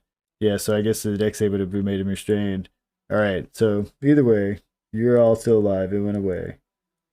I killed it. The bad tentacles are Okay. gone. Nobody's touching you in your no-no spots anymore. It's okay. I killed it. The only reason why I don't want to attack is because you guys are up there, and if something comes up to me and I wake it up and I miss it and it hits me, I'm gonna lose concentration on all of them. So I'm just gonna keep concentration, and I'm not gonna attack. You guys come over here and kill them. I mean, that's my plan. We could just get out of here. Now, I would like to argue. Are you yelling this across the cavern as we just come over here and kill them? 120 feet. I have 120 feet, so I can move 120 feet, so I can get the fuck out of Dodge, like, no problem. I'm just asking. Right, currently, are you yelling at your party across the way to come over here and kill these people? With them, yes. Okay, all right. Murder the drow? What? No, tell me what to do. Do I come to you guys, or do I hold concentration? Are you gonna kill them or not? Run. I mean, you can move when you don't have to be standing still to hold concentration. Okay, yeah. I mean, you can also cast other spells that aren't necessarily combat combative or like. Yeah. I have 100 range. I'm good. Trust me. Like I believe you can cast like blindness or deafness if things are close, or it depends on their Christian, or if it is a concentration or break or not. But either way, all right. So so I believe it's not a concentration spell. So I mean, I don't know. It depends on the spell. All right, so you're moving. Where are you moving to? That's it. Moving up there, where there's multiple charged bodies as you walk over. Okay, see Favorindus and all that. All right. As he's burping fire. Oh, that's not what I'm trying to do. That was where I was pulling this fucking tentacle thing from. Next. Yeah, well, it's because I copy paste on next, so I can get through the charm guys quickly. Yeah. And DR12 is running up.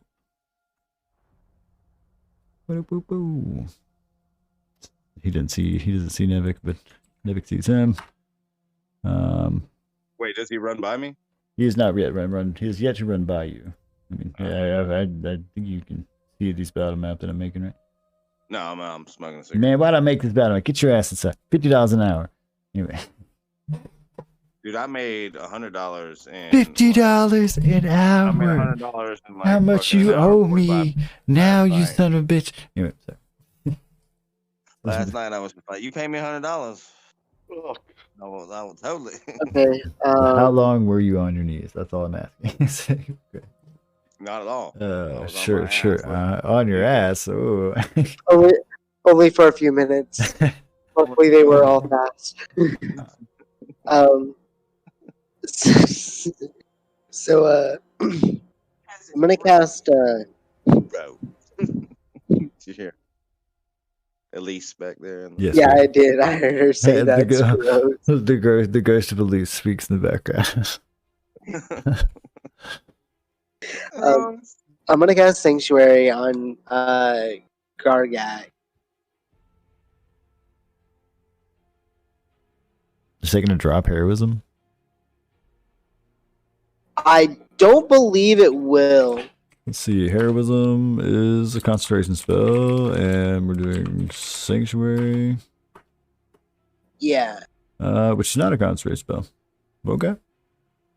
But it only lasts until he attacks something. The double whammy. So within like the next I turn, think his he turn. goes immediately after me, doesn't he? Yeah, but say within his turn, like, because that's what Gargak do. Okay. Anything else? No, that'll be it. I didn't think about that. It's all good. All right, I next in, going on DR1. Gargak, you all sorts of juiced up. You can, I don't know if you can you see these guys? Yeah, you can see these add two your guys. temporary health. 11, 12. Yeah, they're running towards you guys. Gargak, add your 1 temporary health. You gain it every time. Hold on, my headphones just died.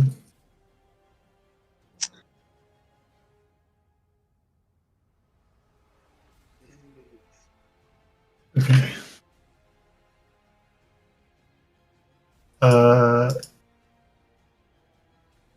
gonna run up here.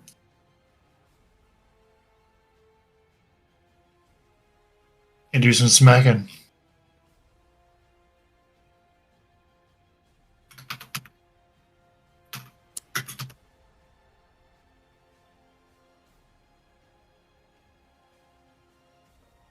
Gargak, a man with an axe. Wow, 6 damage. Shoot, shoot, swings. Still hits, swings. All right. Less flamey. Anything else? That's it. All right. Nevik, your boy Gargak just ran past you and struck at DR12 with an axe. Nah, you can say, hang on.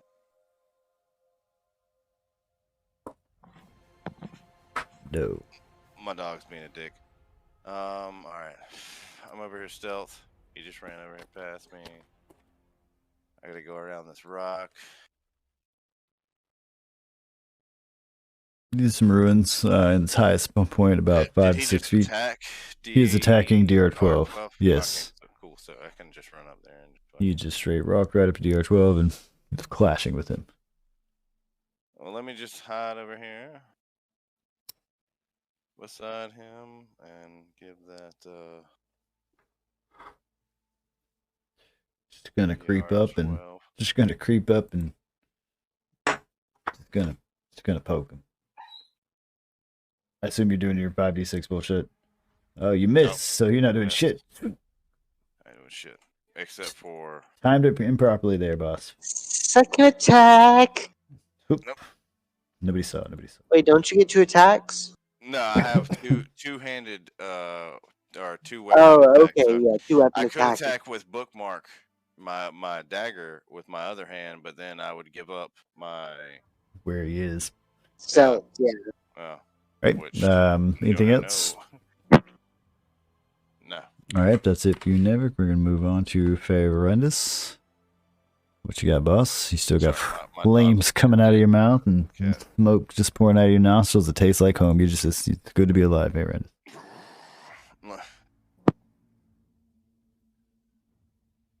You may be on mute. I'm not hearing you if you're speaking to me, boss. Yeah, I'm here. Sorry. Okay.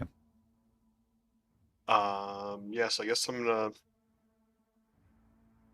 continue my path up to Gargak, my lad. Step over the charred corpse is left on Yep. the. We got charred and slash corpses left over here. Remove my balls. And like in its lowest point here is about 3 feet, and its highest point is about 5 feet. It's crumbling, at least not really holding up much of a dirt. There's kind of an upward slope here as you go north.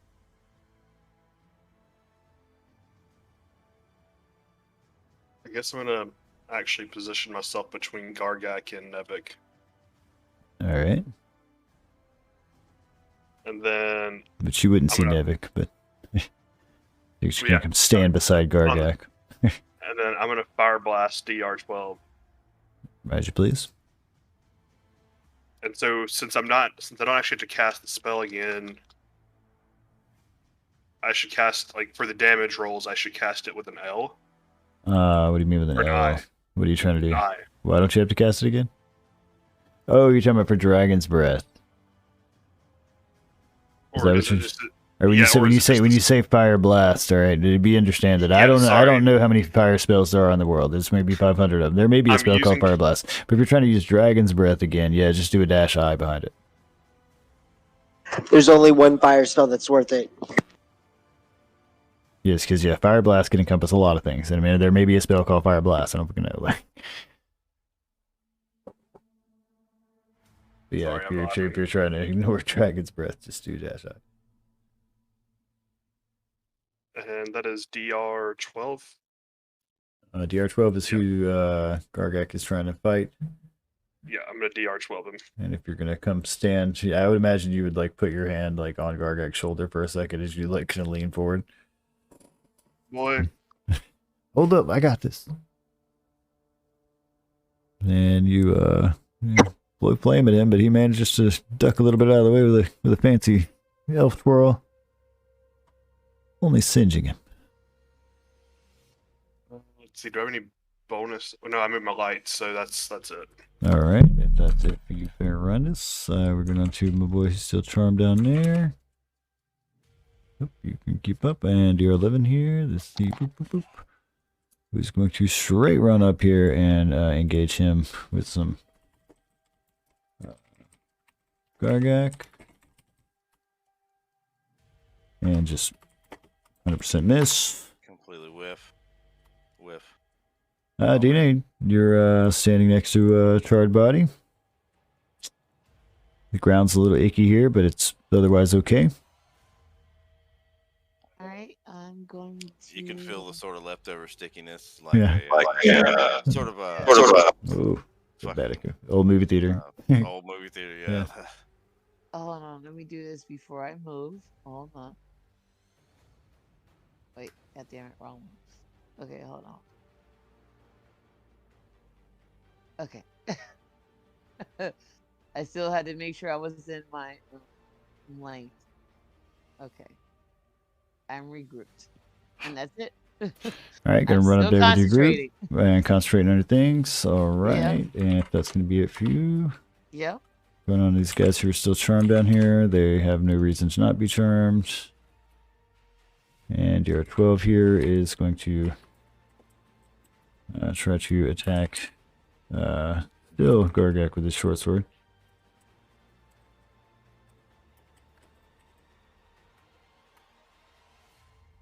And still with no.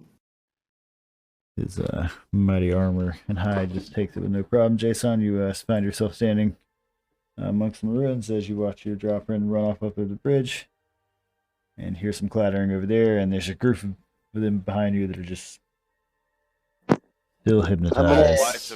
All the lights have moved. Yeah, I'm gonna use my action to dash over here. All right. To the, gonna book it.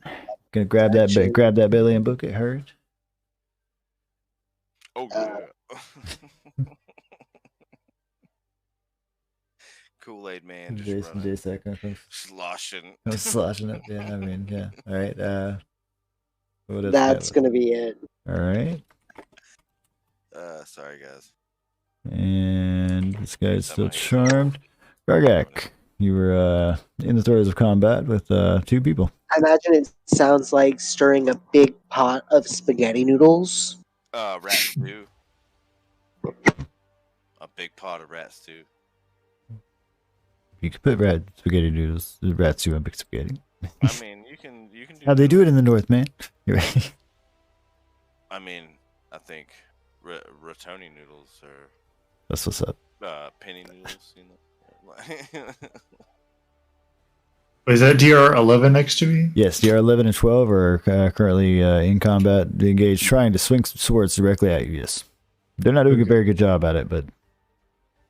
And your great grandpa is standing next to you. Yeah, you turn around and fucking just within 2 strikes, take care of. Let me move you strikely so I can get him. Yeah, guys, we're all right on top of each other. So like slice his fucking throat, and then on the second one decapitate. Like, oh my god, Pez decapitation. Oh, that crit. Yeah. Damn. I used to do so much more damage. Oh my god, so much more shit. Yeah, but you used to not have a grandpa. I liked you better as an axe. Damn! That fucking hurts, Gargak.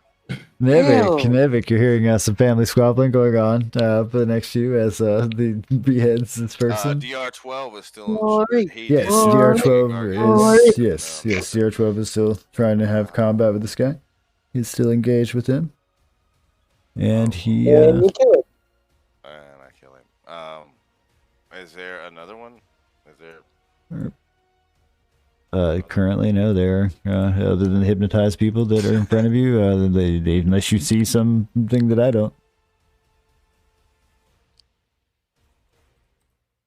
Yeah, I'm still gonna maintain. Currently, everyone that is not hypnotized is dead. Been this specific for this encounter. Choose to do with that what you will with that knowledge. Well, how much longer do we have for this spell to last? Yeah, I'm gonna kill him and then move over like here. This is like a this is like a 1 minute thing. Maintaining 18 stealth, so nobody in my party still sees me. But I have like 5 rounds left. Explain that to me. So in time wise, you've got about 30 seconds. I mean, we could walk away from this, and they don't know they were even hypnotized, do they? Yeah, they don't notice the fucking people who were on the other side of the bridge that are dead. There might be, Run. There might be something of value among their wares. That was 15 feet. But I also don't condone the killing of men who can't defend themselves. Drow or not. That's Drow are evil. Jason, that's how I prefer to kill men. Actually, I prefer to kill men that can't defend themselves. That's the easiest way to kill people. Randy's just gonna pop up and it's like, guys, we should get out of here. I think you guys should kill them. Their buddies attacked us, but they didn't attack us directly. That doesn't mean that they're innocent. Just because they're hypnotized, they're not innocent. Listen to me. Okay, she's just like, look. I've lived that. She just like has like a deep hatred for the Drow, obviously. Like, no. Let her keep going. Let her keep going. Yeah. She's giving me the vampire speech. Yeah, that's don't feel sorry for them because he gave the same speech to the party when they encountered vampires. That's what he means. They encountered vampires, and when he was doing as a cleric, he was like, "We have to kill them. You don't understand." And the rest of the party was like, "Yeah, not that bad," but they were like, "No, you don't fucking understand." Like, yeah, we have to kill them. Dude, no, we don't. Rangers is like, we don't have to kill them. We have to figure out how to get our bodies back. Incapacitated people.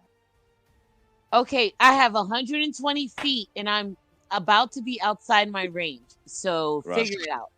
Run. Okay, but no, what I'm saying is we should take this time to try and find what we can among okay, their you have things, 5 rounds to figure it out. Yeah, you got about 30 seconds. About 30 seconds to do what you want, and then after that, the concentration's gonna break on them. But like even me, like in the shadows, I'm just giggling at you because you're like. The only thing I can do is recast it again, and whoever is no. Right, but in combat, which we technically would still be in combat. Yeah. 5 rounds is a lot of time for us to go through. Oh yeah. Okay. Well, I mean, I'm willing to just let you guys roll sleight of hands on that and just see what you can get. Yeah. I'm basically here just holding them. So do what you guys are gonna do. Yeah, but I'm just waiting for you guys to decide. Yeah, what you're trying to do. Yeah. But if you want to try if you want to try to pilfer the bodies that are around you, what's remaining? The ones that haven't been cremated to complete ash. You're free to roll sleight of hands. I'm trying to explain to the party like, hey. These guys can't really do anything. Let's go through their shit and just leave. Yeah. Well, go through their shit. I'm not moving. I will hold them and I will stay here. All right. So if everybody wants to do that, I will totally let everybody to concentrate on the spell. Like I'm concentrating. You guys do what you do. I mean, yeah. If you want to do that, we'll take turns doing that. From the top. I'm out of the roll, Adam. From the top. If Dina's gonna hold the spell, Nevik, go for it. Since I know you're a natural thief. We're on. We're just gonna do this free will because everybody else is still. Because I assume you're gonna run off after this. You don't want to attack them, right?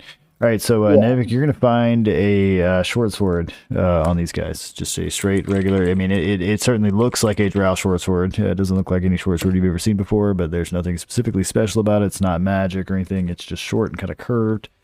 I don't want this thing. No, it's a short sword. Right. I have my own pokies. Jason. Anybody need a pokey? I don't like this slide. Jason, you're almost afraid to touch this body. For some reason, that's you kind of poke at it, but that's about it.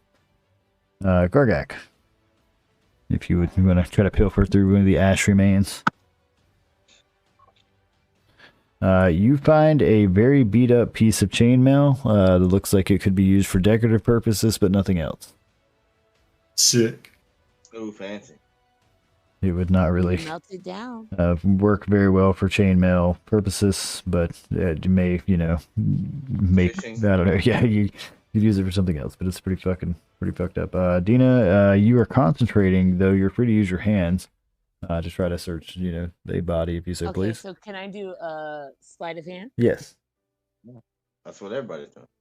Oh, I didn't know if I was able to do that. yes.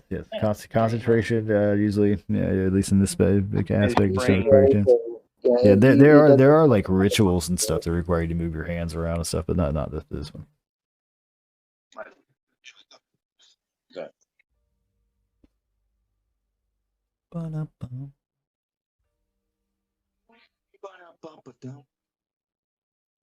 All right, so you're actually going to find. Let me pull up this staff real quick, too.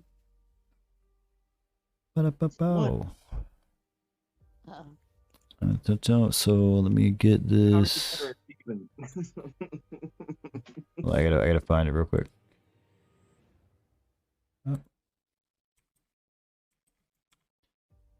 In fact, I'll just go ahead and add it to her character sheet. That'll be easier to find it that way, too.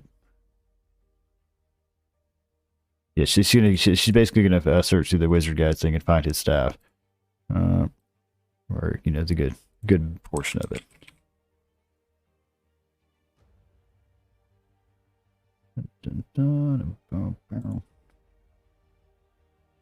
Hello? Hello. Okay, sorry, my keyboard fell. I didn't hear what you said after I did my. You found this guy's staff with an 18. Okay. Gotcha. All right, give me just a sec. Mm-hmm. What's up?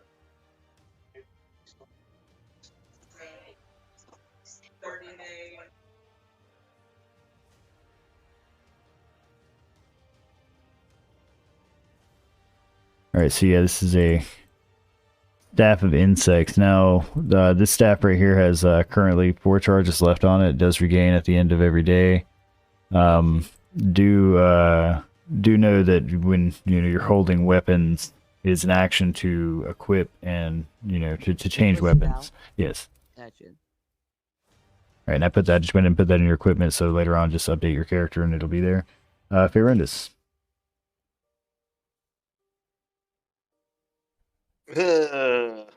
Ferendus also feels over this body and doesn't feel much of anything in it. He finds a single copper piece.